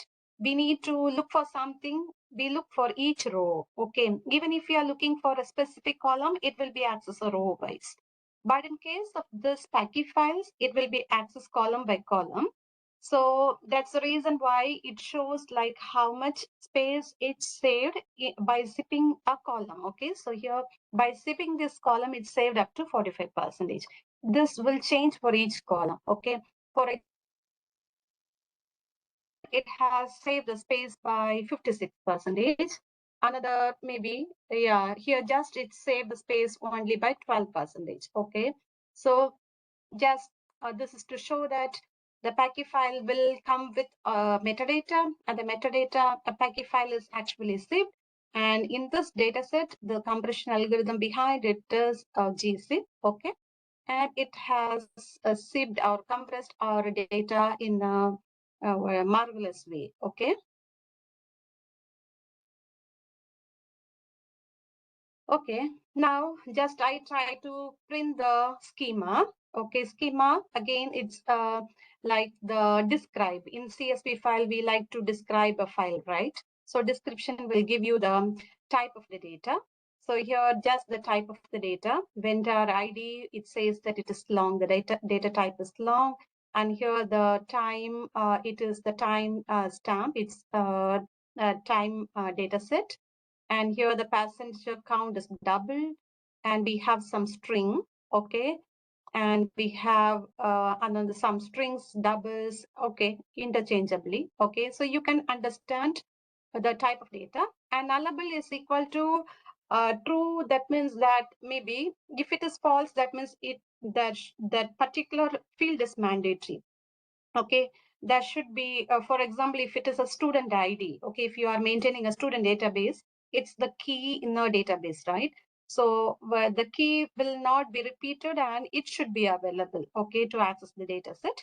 But here in this data set, there is no hard and fast rule that all the features should have the values, okay? Vendor ID, it is actually not a unique key. Vendor ID, it says that the taxi belongs to which company? Okay, for example, the taxi belongs to a company named ABC, and another taxi belongs to a company named XYZ. Okay, so it's just the vendor ID, so it's not a unique key. For example, if it is a unique key, okay, then the nullable will become false. And okay, again, just I have printed the row and column. Okay. And just I'm trying to visualize the first 10 rows in the data set. Okay. Yes, I told you this is the vendor ID. Okay, the first column. So the vendor ID says you can see 1. So all the ones belong that the taxi belong to one company, and 2 means it belongs to another company. Okay. So there should be many vendor IDs. And it tells the pickup time and date and time, and drop off time and date, and the passenger count, how many people were inside the taxi. So here 1, and sometime it is 5. Okay, maybe it is a big taxi, on the trip distance, 1.5 miles or kilometers. And then the rate code, okay, the rate it has to calculate. And store and forward flag, I'm not sure about what is it actually. And then the location, maybe the particular GPS location, and the the drop-off location. This is the pickup location, and this is the drop-off location. This is the payment type, maybe the credit card and the cash, something like that. The fare amount, and maybe the extra money calculated. Some extra fare is calculated. I'm not sure what is what for they have calculated. And this is the tax and the tip amount. And this is the toll improvement surcharge. Okay, maybe they are related with the tax, and the total amount they have spent. No, for a trip it is $9.95 should be, because it is collected from okay, they have collected it from the New York taxi. Okay, so it should be in dollars, and there are no information about the congestion charge or the airport fee. Okay. So this is just to show the first 10 data in the data set. Okay. And then, okay, just if we need to see the description about the data set, here the description will give us the statistics, summary of the statistics. It gives the count. So total in our data set, we have 76,000, I mean, yeah, I remember 76,096, 76 lakhs 96,000 vendor ID. Okay. And the count, this is the mean, and the standard deviation is given here. The minimum vendor ID is 1 and the maximum vendor ID is 5. So that means there are 5 vendors over here. And here I could see that some of the passenger count, there is no information. There are some missing values around here. And in this case, no missing values. Here there are missing values. Okay, maybe we will say here no missing values. Missing values means there are no entry for that specific feature and the specific instance. Okay. And here, congestion surcharge, there are some information, but not all. And airport fee, there is no information at all about it. Okay. So these are all the 29 features, and you can see the description of it. Okay. And the next one is, this is the function module. Okay, this function module is a vital collection of built-in PySpark functions. Okay, so we have the functions, we are importing it from the PySpark. Okay, so functions is nothing like our pandas. So when we are importing pandas as PD, that means when pandas we import, we are able to access all the do the data manipulations, right? We will be able to see our data set, we will be able to describe our data set. But when we need to do any mathematical calculations on a data set, then we need to have the numpy, right? So import numpy as np will give us the access to do any mathematical calculations over there. Similarly, here we have the functions, and these functions will help us to do any kind of data manipulation, calculations, and transformations on columns within our PySpark data frame. And here we are trying to count, okay, the output is we are trying to count if there is any null value, okay. So from the previous information, we know that this column has no null value. So when I try to print the null counts, you can see here the vendor ID, it doesn't have any null value. And maybe we have the passenger count. Passenger count, it is not as like the actual size of the rows in the data. So it has some missing values. So it says that there are around 28,000 missing values. And so this particular function helps us to find if there is any null value or not in our data set. So if there is any null value, we could see that. And another one is this is just again the same code as before, but it is to show the percentage of nulls per column. Okay, so here we don't have any null, but here the percentage of null value is 0.37. Okay, just to make the understanding easier. Okay, so we will know that the 37% of the data in the column passenger count is missing. Okay, and now this is about the visualization. Okay, visualization here, I am not going to now show you matplotlib, or I'm not going to show you a kind of a C-bond visualization. Just it is a visualization in a table form, or mainly in the table form.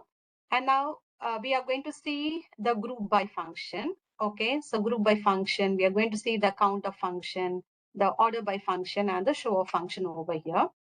And the main thing is we are trying to understand the passenger count distribution. Okay, so how many passengers were there based on the passenger count in the taxi? Okay, we are trying to count. Okay, so here it gives the sample rows. Okay, it's not actually taking all the here one thing I would like to say, it takes a sample for faster visualization. Okay, so in our data set totally we have around 76 lakhs of data. Okay, so if I wish to see all the count on the 76 lakhs of data, it will take some time. But this, as I mentioned earlier, it's not a very big data.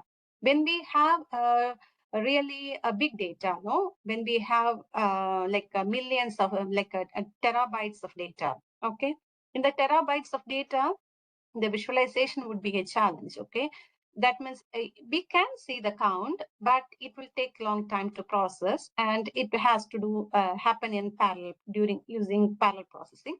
So better what we can do is just we can take a sample of data for the visualization purpose. Okay, so here I mean the sample, so for example, just 1% of the data for the visualization. Okay, so that's the reason here I'm just picking here the 1,54,000 data out of the 76 lakhs of data. Okay, so just we are trying to take a sample, and the sample with replacement. We are not going to take a sample with replacement. Okay, that means the sample should be unique. Okay, it is not with replacement. And I'm also fixing a seed value. The seed value was equal to 42, means anytime I run this piece of code, it should give me the same sample. I hope you know about the seed, right? So without a seed, you run the code again, the samples will change. Okay, so we need to have the same seed, I mean the samples again and again. Okay, so that's how we can take the data, sample data, so that it will be helpful for us to do any kind of further analytics. Okay, so I say that make my sample randomly, but with not replacement. I mean, it should be unique, and the same samples I will be using forever. Okay, so that's the reason I'm fixing a seed value. And I can get out of the sample rows 1,54,000. It says that there is null count. There is no information. Null count, it is 548. 00, it may be the taxi was empty. The trip, the count is 2,373. And with one passenger, there was this many trips. Okay. And with two passengers, this many trips. Okay, and with five passengers and 6, 7, 8, it might be the size of the vehicle is big. Okay, maybe a kind of big taxi, no, the a van type of taxi. And the count with 7 people, the count was only 1. So this one was within a sample of data, not with the full data. So from this, roughly we can see that in our whole data set, because it is a random sample from the whole data set, right? So from the whole data set, we can understand that there are more passengers who traveled alone. Okay, and there are very less number of passengers who traveled together, like more than 5 people. Okay, so that kind of insights we can get from here. And then here another one is to look group by the payment type from the sample. Now I'm working all on my sample data, not all on the whole 76 lakhs data. It's just on the 1 lakh data. I'm trying to find the payment type and the count. Okay, so here I have the payment type is 1. That means maybe credit card payment. 2, it is the cash. Okay, so it tells that most of the people used the credit cards for paying the bill, and maybe the cash, another group of people which are having more payment. Okay, and the payment type 0, and maybe some invalid payments, something like that. Okay, I'm not sure about what this one. Okay, and then now I'm going to use a time-based feature engineering. Okay, so earlier just we were having a count. Okay, this one is a time-based feature engineering. Here we are going to get some additional columns or additional information out of the available information. Okay, so we are trying to get more insights from the available columns. Okay, so here we are just trying to understand if there is a column existing. So the name of the column is pickup date time and the drop off date time. Okay, so if the column exists, okay, just we are going to check this. And if the time column exists, I mean, if these information, these 2 columns exist, it is an AND function. So if both the columns exist, then we are going to have an additional column called pickup here. Okay, in our actual data set, when I shown you the schema, it didn't have any column for the pickup here, but now we have a column for the pickup here after executing this. Then it is actually derived from the pickup date time. Okay, and the pickup month, it is derived from the pickup date time, and the pickup day also, it is derived from the pickup day.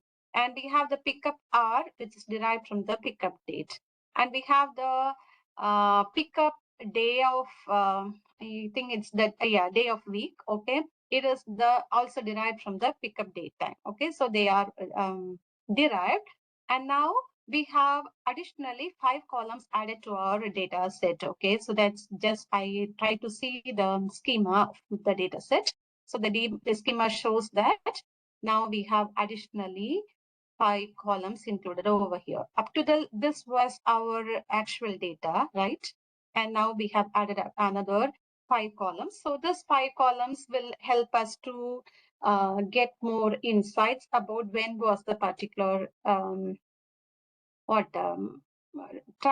did the particular travel happen. Okay, and here this is to show that we can just select the new columns. Okay, pickup date time we already had. This one is the derived, and the fare amount. Okay, so now you can see the day of the week. This is a new column, right? Here we have the day of the week. That's the last column. It is remember that this is a string column. Okay, so we have the Tuesdays on this day means it was a Tuesday, and the fare amount was this. Okay, the code adds a new feature. Okay, now here we are going to add new feature column, trip duration minutes. Okay, we are going to add the trip duration minutes. Okay, from the pickup date time and the the drop off time. Okay, so from that we are going to calculate the trip duration.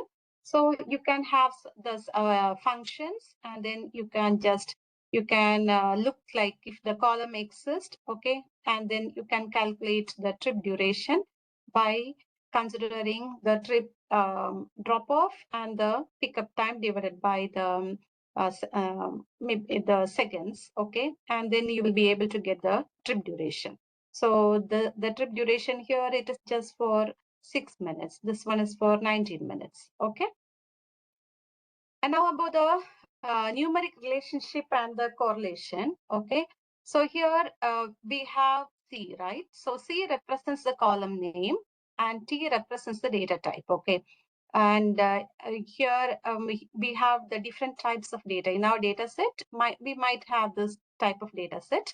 So here if it is an integer, it is actually going to occupy 4 bytes in the memory.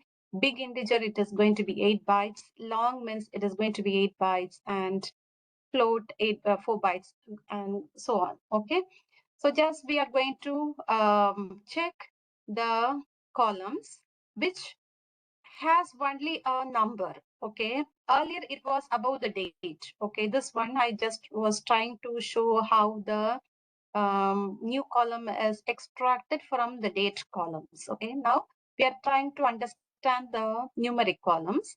So here we have the numeric columns, like just when I try to print the numeric columns, I have the numeric columns like the vendor ID, the passenger count, the trip distance. Okay, so all these are the numeric columns. They might be double, it could be integer or big integer, something. Okay. So, but we have these many integer column in our data set. And here we are trying to calculate the correlation. We are trying to find the correlation between the trip distance and the fare amount. Okay. So in pandas, maybe you plot a correlation matrix like we have the Pearson correlation matrix, or you can even print the correlation matrix like this to find the correlation between the features. Okay. So maybe when you work with a machine learning algorithm like the linear regression has assumption that two independent features, they should not be highly correlated. Okay, so if they are highly correlated, then they are not going to add any meaning to the the machine learning algorithm. Okay, so we have to decide whether the features are correlated or not. Okay, so for that, we are trying to understand the correlation between the trip distance and the fare amount, the trip distance and the total amount, and the fare amount and the tip amount. Okay, so just when we try to find the correlation, it says that here the correlation between these two features, it is equal to 0.3038, and for this one, it is 0.047, and here it is 0.02. So here among all three, this one is a little correlated, but this one is least correlated with these features. Okay, these two features are least correlated, whereas the trip distance and the total amount is little more correlated. Now, again about the aggregations, but here in the business perspective, to analyze how the average trip fare varies depending on the number of people in the taxi. Okay, just we are trying. So, for a business perspective, how the people will be doing some data analysis will understand. If one person is going in a taxi, what will be the fare? If two person, okay, what will be the fare? Okay, so here we are trying to understand that. So here I'm using the functions like the group by, the aggregation function, the count, the roundup function, the order by function.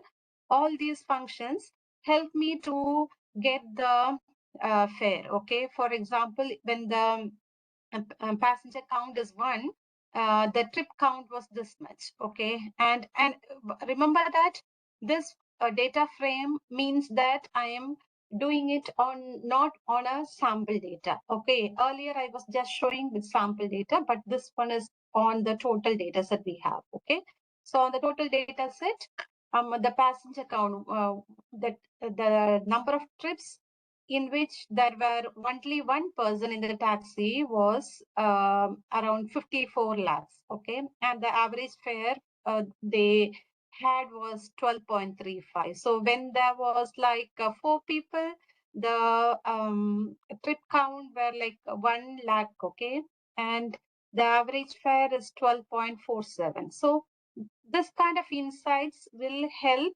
the business people to understand about the total trip count. No, how maybe whether we should have more vehicles, small size vehicles, or a large vehicle. Okay, so from this result, we could clearly see that there is less use of the large vehicles, no, a van type of vehicle. This is just for a month. Okay, so in the month of January in 2019, there were only like 19 trips in which 7 people were traveling. Okay, so that means spending much more amount on buying a big taxi, it is of no use. That is how the business people will think. So this will help for the business people.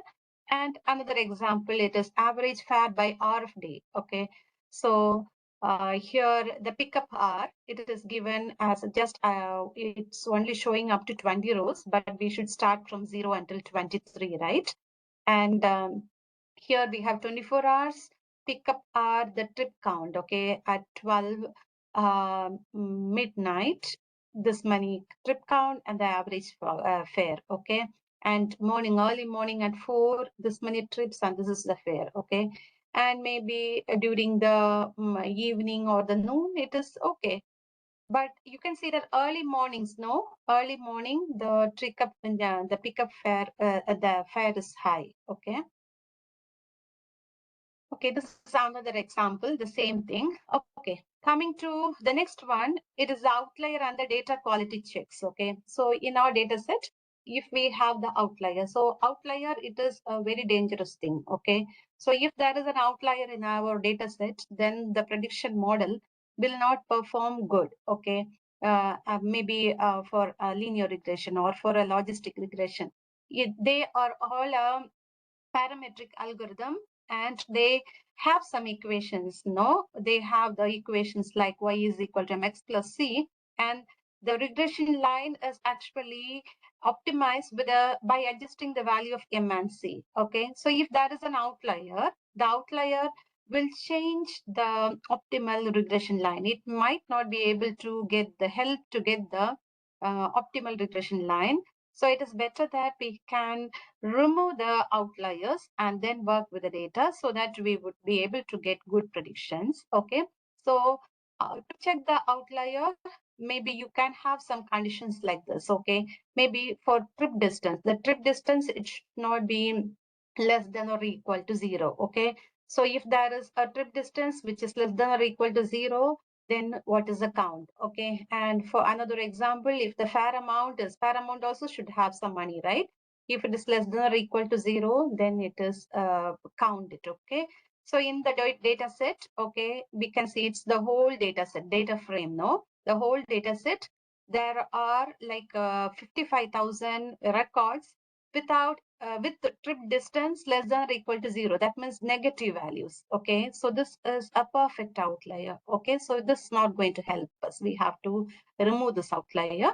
So you can find outliers like this, and then you can filter out the outliers. Okay, you can do a data cleaning. Okay, you can do a data cleaning like having conditions like this. Okay, if the trip distance is greater than 0, and if the trip distance is less than 100, okay, filter that. Okay, and if it is maybe these values will be filtered. Okay, so we will be cleaning out, and maybe here the cleaned row count, the total cleaned row count, what we have is 76 lakhs 13,000. Actually, we had around 76 lakhs 96,000 in our data set. After filtering the outliers on these particular features, just it reduced. Okay, then another section is about the visualization. So we might be interested to see the plots, right? Just frankly printing and seeing might not be always happier to us. Maybe we should see some visualization. One thing about the PySpark is it does not have the built-in visualization capabilities, but still we can visualize. Okay, so what we can do is we can use the pandas. Okay, the standard way to visualize the PySpark data is to first convert the relevant, summarized or sample data into the pandas frame of data frame, and then we can visualize. Okay, so convert the small sample to pandas for plotting. So I'm just taking my data frame sample, I mean the 1% of the data, and I am changing it to the pandas. Okay, so that will help me to plot the graphs. Okay, and to visualize. So I have here the matplotlib. So this matplotlib is to show the trip distance, and the X label is the trip distance, and the Y axis is the count. Okay, so from this you can see that the it's on the sample data. Okay, the trip distance. Okay, so that means the short distance, too many trip has been taken. Okay, So trip distance is small here, whereas long distance it is a small amount of or small count. Okay, and another one is between the fare amount and the count. So you can see the distribution. The fare amount, it is not negative. So, but here we can see some values less than 0, right? So here this is actually an outlier, right? We have to clean it up. Okay. And this one, we can see that the fare amount is maybe around $10. Okay, that's the fare amount, which has more count. And also we can see some kind of scatter plot. Okay, so just you see, it looks like a joke, right here, because when with a scatter plot, we should be able to see some visualization. But here, just we are using the 1 lakh data. It's the sample data. So when you are trying to see the 1 lakh data, the scatter plot looks like this. Okay, assume that it is the classification problem. You need to see that how the two classes are distributed. Okay, again it is going to be like this. Okay, that's the reason, like for a big data, this kind of visualization might not be helpful if we are trying to look upon on a big scale. Okay, so better if you like to visualize, make it into a small group. Okay, and then you can try to visualize it using pandas. Okay, and okay, so here I'm trying to show a machine learning model, because finally the whatever we do on the data, our main objective is to see some kind of predictive analytics. Okay, so just I'm trying to show you some machine learning algorithm. So here I am using the 2 columns. One is the fare amount and the trip distance. And also I'm going to use the pickup hour and the pickup day of the week. Okay, so here the pickup R is actually the date, and R is the time, and this is actually the string. Okay, keep only rows with a non-null. So that means I'm trying to clean the data, the fare amount, the trip distance, everything.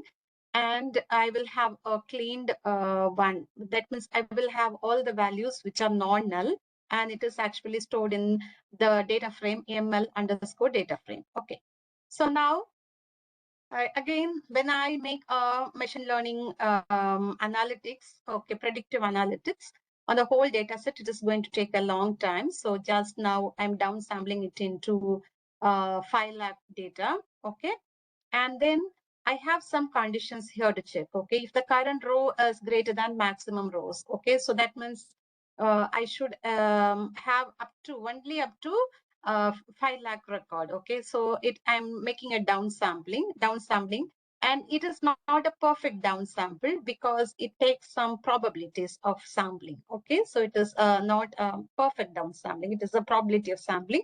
But here additionally 350 rows are added. That's not going to be a big thing. Okay, so yeah, this is accepted. And I'm doing some kind of feature selection over here.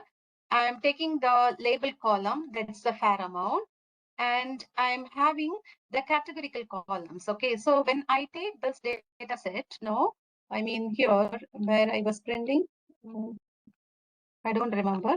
The day of week was printing as I mean Monday, Tuesday, Wednesday. It is a category. Okay, so that's a category. So the category column should be 1 hot encoded. Okay, 1 hot encoded means it has to be converted into a numerical value. So machine learning, I mean computer does not understand a string, right? So it has to be converted into a numerical value. So it is 1 hot encoded. Maybe you know about one-hot encoding if you have already worked with the machine learning algorithms. Okay, it is like when I have the 7 days in a week. For Monday, I will encode it as 1, and for Tuesday, it will be as 2, something like that. Okay, we will be doing a one-hot encoding, and then I am having the pickup day of the week. Okay, so it is a categorical value which will be encoded using one hot encoding. Okay, I'm rushing because I have to wind up. Okay, so if pickup are in machine learning data frame dot columns. Okay, so that also we are actually appending it. And now I will just move on to the machine learning part. Okay, this is actually the one-hot encoding. Okay, one-hot encoding is converting our string to the numerical value.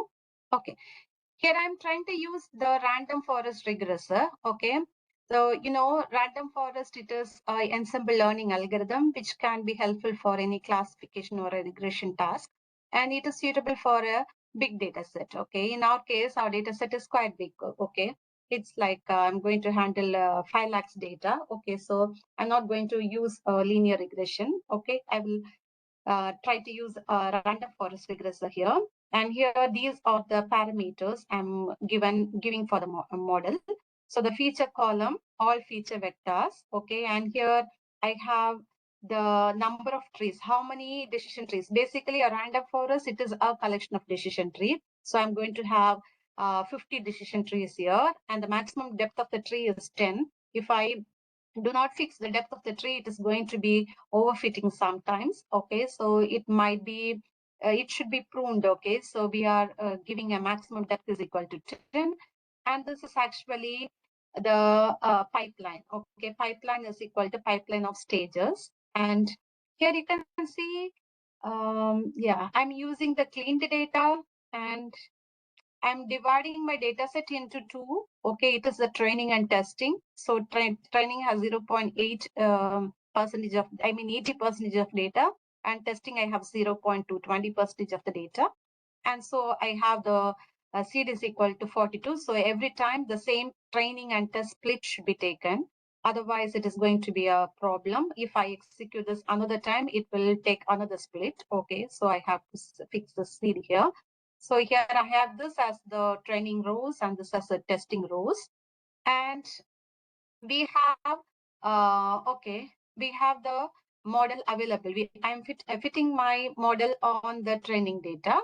Okay, and the evaluation of the model on the test data. Okay, I'm trying to predict the fair amount. Okay, this is the actual fair amount, and this is the predicted, the random forest predicted fair amount. It says that the actual fair amount is 6 here. Here for it says just I'm showing on 5 data. No, it says it is 6 here. It shows that it is 9. Here it is 8.5. The prediction is 10. It is 9. Here it is 10. It is 34, 27, 6, 9. Okay. So it is not that closer, but okay, it is able to predict with this data. Just I'm trying to evaluate the model performance. So I'm using 2 evaluation metrics, the root mean square error, which is the error that is calculated between the actual value and the predicted value. And the root mean square error should be close to 0. Then your model is good. And your R square value, it is the goodness of the model, how good your model is. Okay, if the R square value is close to 1, your model is good. And when I try to print the values of the root mean square and the R square value, it gave me around, yeah, it is still executing. I was trying to execute. Yeah, I don't know why it is running. I remember it was the first time I tried, it was around 0.87 was the R square value. That means it is 87% good. Okay, I mean 87% is the R square value, and the root mean square error was around 4 point something. Okay, so I was trying to show you how you can perform the data analysis, okay, with a PySpark, and maybe how you can do some feature engineering on the PySpark, and then about some visualization and an example for machine learning algorithm. Okay, so maybe I can share you this collab link with you. You can try after the FDP. Okay. Okay, that's all my lecture. If you have any question, you can ask me.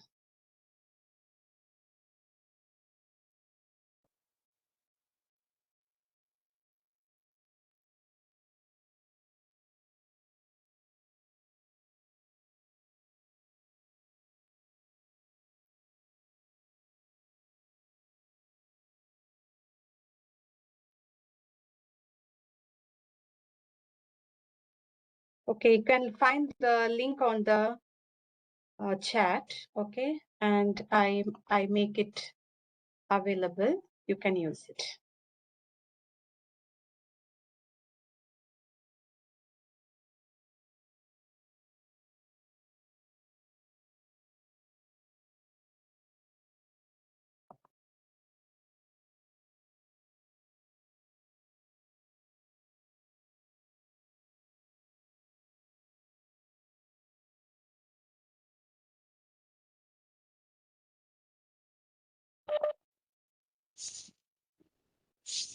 Dr. Kamlesh?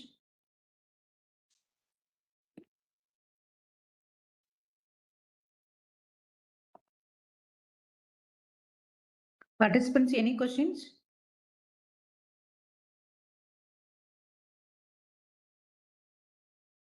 I think no questions.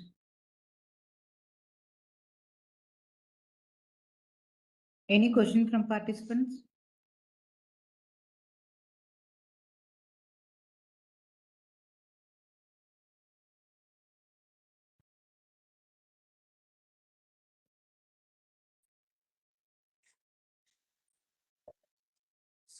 Good evening, ma'am. Good evening, Good ma'am. evening. Good evening. Your presentation was excellent. I have learned a lot of things from your presentation. Thank you very much, ma'am. But I have one Thank question, you. ma'am. Okay. Madam, when I will run this code, so Mhm. this code will run on a virtual machine, na? Yeah, this will work on a virtual machine. For now, when I'm using the Google Colab, this is using two cores in the virtual machine. That means two virtual machines are running in parallel. Acha, okay. So what will be the cost of this virtual machine if I go for testing purpose or try to purchase it? You mean the Colab? Yes. It is free. For example, I'm using the Pro version. Pro version, it is around 1,500 rupees. But you can have the free version and you can just run with the CPU. Because, for example, I'm today running, I just shown with the CPU. If you are just using CPU, then I think you can use it for free. Okay. But when you need to access the GPUs then and the TPUs, then you have to go for like, you have different versions. No, maybe you can pay like 800 rupees or 1,500 rupees based on how much your usages, you can get it. Okay, thank you, ma'am. Ma'am, can I use this as a, how do I present this one? For that, is there any provision to built-in mobile app so that I can, whatever calculations, whatever calculation I have done, but I have to present this thing on somewhere, some website or. Yeah, the simple one is to use some Streamlit. Okay, you know Streamlit. Maybe No. you can just save this file and you can have an interface with the Streamlit. It is very easy, and just you will have the user interface. Can you share it on show me what is it? Streamlit. Yeah, just Streamlit. Yeah, just it is the easier version. Streamlit is used for mobile application, no web application. Yes, web application you can use. This will be work as a web application. So I can attach this thing as a You web can application. enter, yeah, you give any values, it will give you the predictions. Okay, so I need a user interface so that after user can after giving the input, so user can get response from my process data. So for that, Yes. I will use the software, whatever apps you said. Yes. Name of the apps, please. Can you write? Wait. I'm looking for I'm looking for where the chat is now.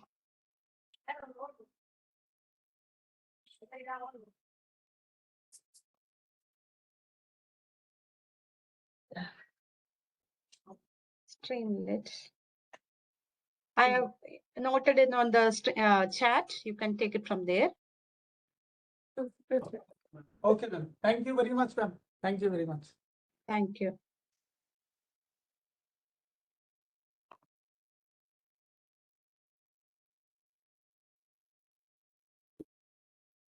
Hello. Good evening, Yes. ma'am. Good Ma'am, evening. And thank you for sharing such a great knowledge. Ma'am, can you please give us the right to access the Google file, this Google Colab? Yes, yes, sure. Because I'm we don't doing have that access. because I'm sharing. I think I couldn't do that. Maybe after the session ends, I'll give you the access. Okay, ma'am. Thank you so much, ma'am.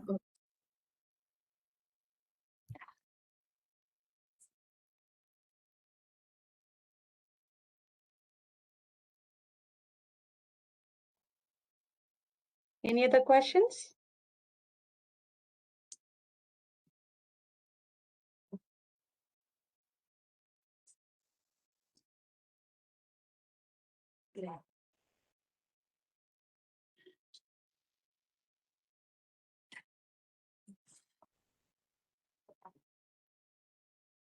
Any other questions, participants?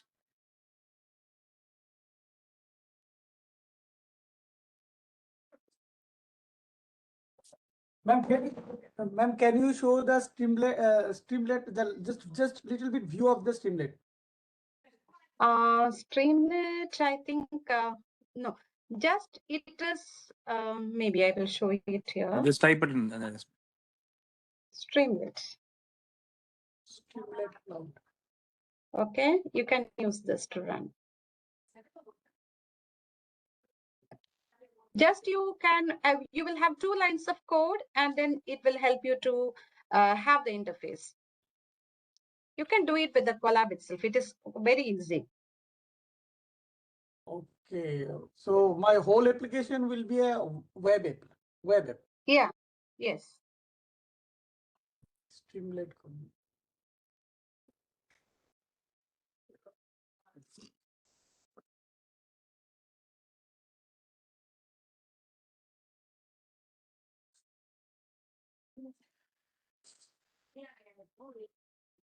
So is there any questions, participants? Kavita, ma'am? Yes, sir, you can proceed, sir. Ma'am, okay, okay. I hope we will wind up the session and we'll move to next one. This session, okay. Thanks, Dr. I sincerely thank Dr. Femilda. Thank you so much for sharing her insightful knowledge to all our esteemed participants. And for 2 days, very patiently, calmly, she was rendering a lecture, which it was very nice. Thank you so much, ma'am. Thank you so much. Okay. So Thanks I'll everyone take the for the privilege. opportunity. Yeah. Okay, let me leave the meeting. Yeah. Yeah, sure. Thank you, Femilda. Thank you so much. Thank you. Thank you. Okay, ma'am, shall I? Kavita, ma'am, shall I render the vote of thanks? Yeah, yes, sir. Yes. Okay. So good evening all, and Honorable Chief Patron, Sri M.V. Muthuramlingam, Chairman Velamal Education Trust, esteemed patrons, Dr. N. Rajkumar, our Director, and Dr. P. Ali, our Principal, distinguished resource persons, passionate participants, dear colleagues and students, a very good evening to one and all. As we bring the curtains down on these 6 intellectually enriching days, it is my privilege and profound duty to express our deepest gratitude to everyone who contributed to the resounding success of this faculty development program. First and foremost, we bow our heads in gratitude to the Almighty for blessing us and allowing this event to proceed smoothly. Our sincere and heartfelt thanks to the AICT Training and Learning Academy, ATAL, New Delhi, for sponsoring this program and for their pivotal role in fostering faculty development across the nation. And our sincere and heartfelt thanks to go to our chief patron, Sri M.V. Muthuramlingam, for his visionary leadership and for providing us with the unwavering support that makes such academic pursuits possible. Sir, your vision is the cornerstone of our endeavors. We are immensely grateful to our patrons, Dr. N. Rajkumar, Director, and Dr. P. Ali, Principal, for their esteemed presence, invaluable guidance, and constant encouragement throughout the planning and execution of this FDP. Your leadership inspires us to strive for excellence. A special and a heartfelt note of appreciation is reserved for our eminent resource persons. You have been the pillars of this FDP. We are indebted to you for traveling this virtual journey with us, for sharing your profound knowledge, and for illuminating the path of exploratory data analytics with such clarity and expertise. The diverse perspectives you brought, from foundational statistics to agriculture applications and industry practices, have been invaluable. The success of any event lies in its participants. Thank you to each and every one of the 916 educators, research scholars, and industry professionals who registered and actively engaged with the sessions. Your insightful questions and enthusiastic participation were the driving force behind this program's vibrant energy. I would be remiss if I did not acknowledge the relentless efforts of our coordinator, Dr. Kavita, Dr. R. Kavita, and the co-coordinator, Mr. A. Gopinath, and the entire organizing committee and the faculty members of the IT department. Your teamwork, dedication, and attention to detail behind the scenes were instrumental in making this FDP a seamless experience. My thanks also to the supporting staff and the IT team for their invaluable technical support. Finally, I wish to thank the media, our friends from the press, and all well-wishers who have helped us share the news of this initiative. On behalf of the Department of Information Technology and Velamal College of Engineering Technology, I thank everyone once again for your valuable time and contributions. This FDP may be concluding, but the relationship forged and the knowledge gained will, we hope, continue to inspire and inform your work for years to come. Thank you all and have a wonderful evening.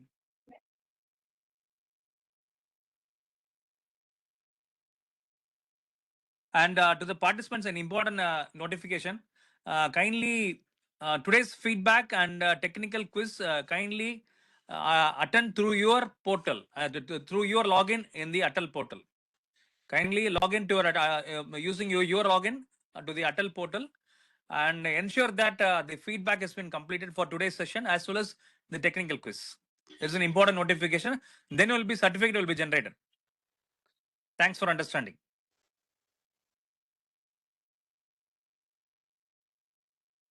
Ma'am. Thank you, sir. Thank you. Thank you all. Thank you. Thank you all.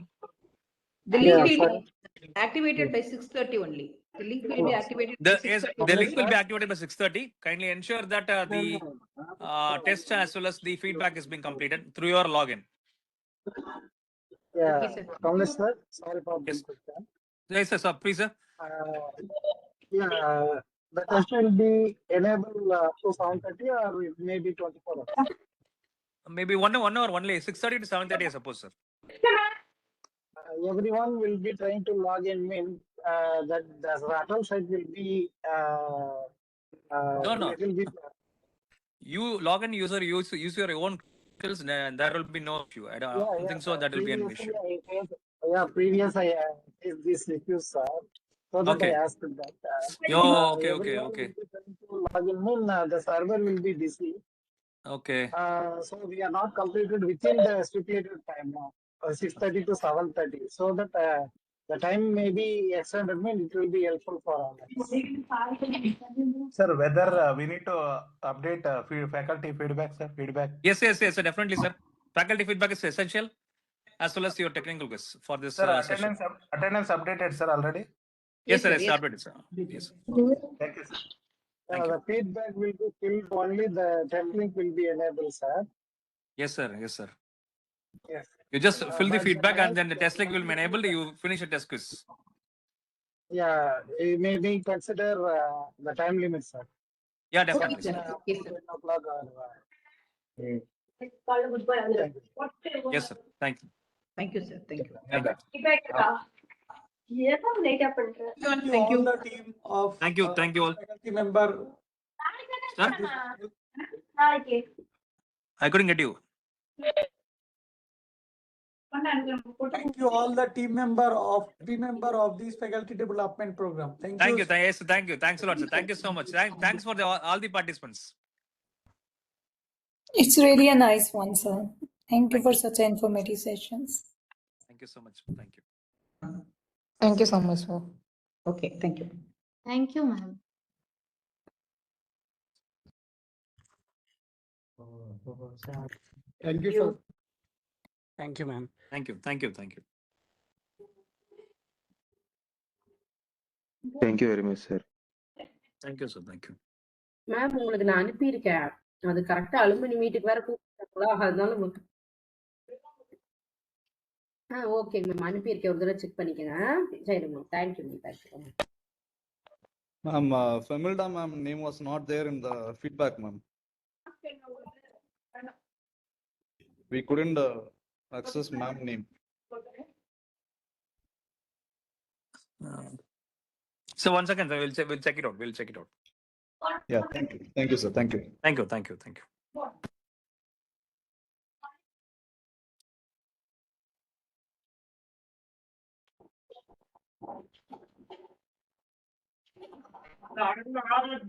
Hello. Hello. Yes, ma'am. Yeah, good evening, sir. Sir, I'm the participant, Abida Sheikh. I have logged in my ATAL, but I'm Okay. unable to see the test link, sir. Test link. Yes, sir. No, it will be activated by 6:30. Just wait for a few more minutes. Okay, sir. Thank you so much. Okay. Okay.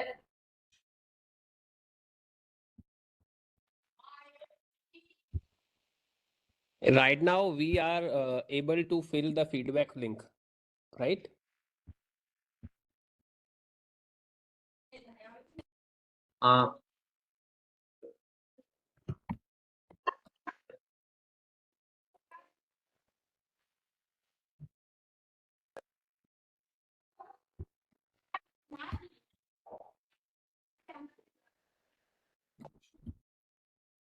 Hello. Feedback link available in WhatsApp or chat part? ఇప్పుడే పోయింది.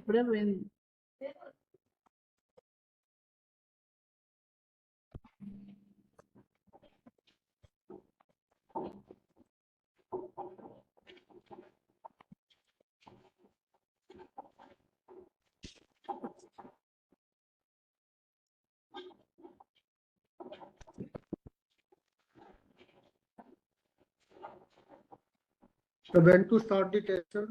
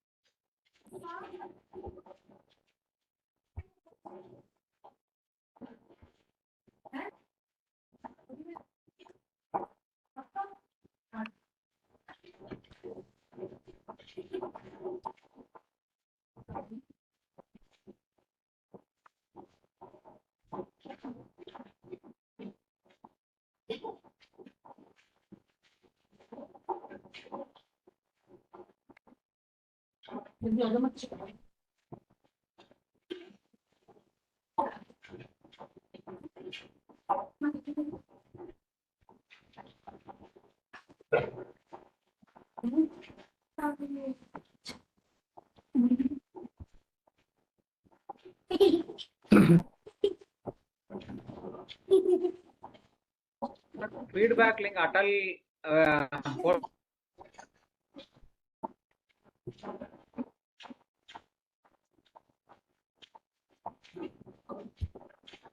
So can we submit the feedback?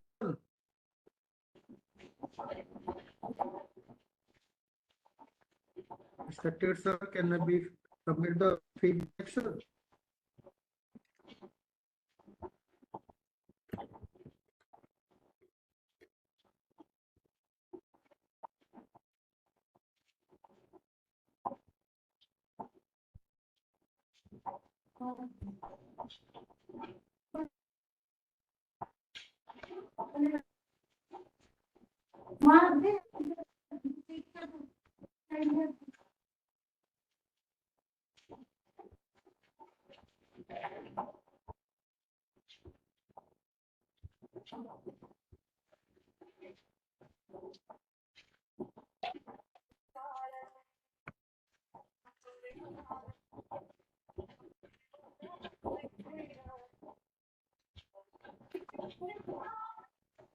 டேய்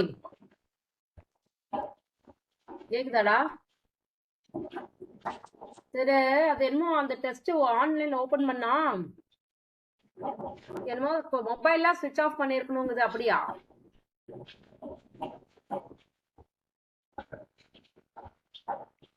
அதெல்லாம் ஒண்ணு, நான் சிஸ்டம்ல on பண்ணிருக்கேன், மொபைல்ல refer பண்ணி எழுதலாம்ல. ஆனா 6:30க்கு தான் ஆரம்பிக்கணுமா?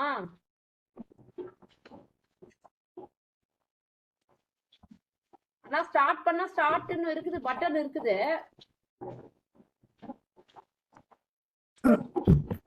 கிளிக் பண்ணி பாக்கட்டா?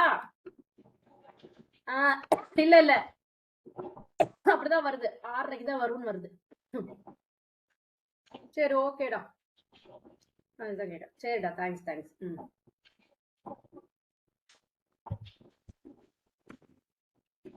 नील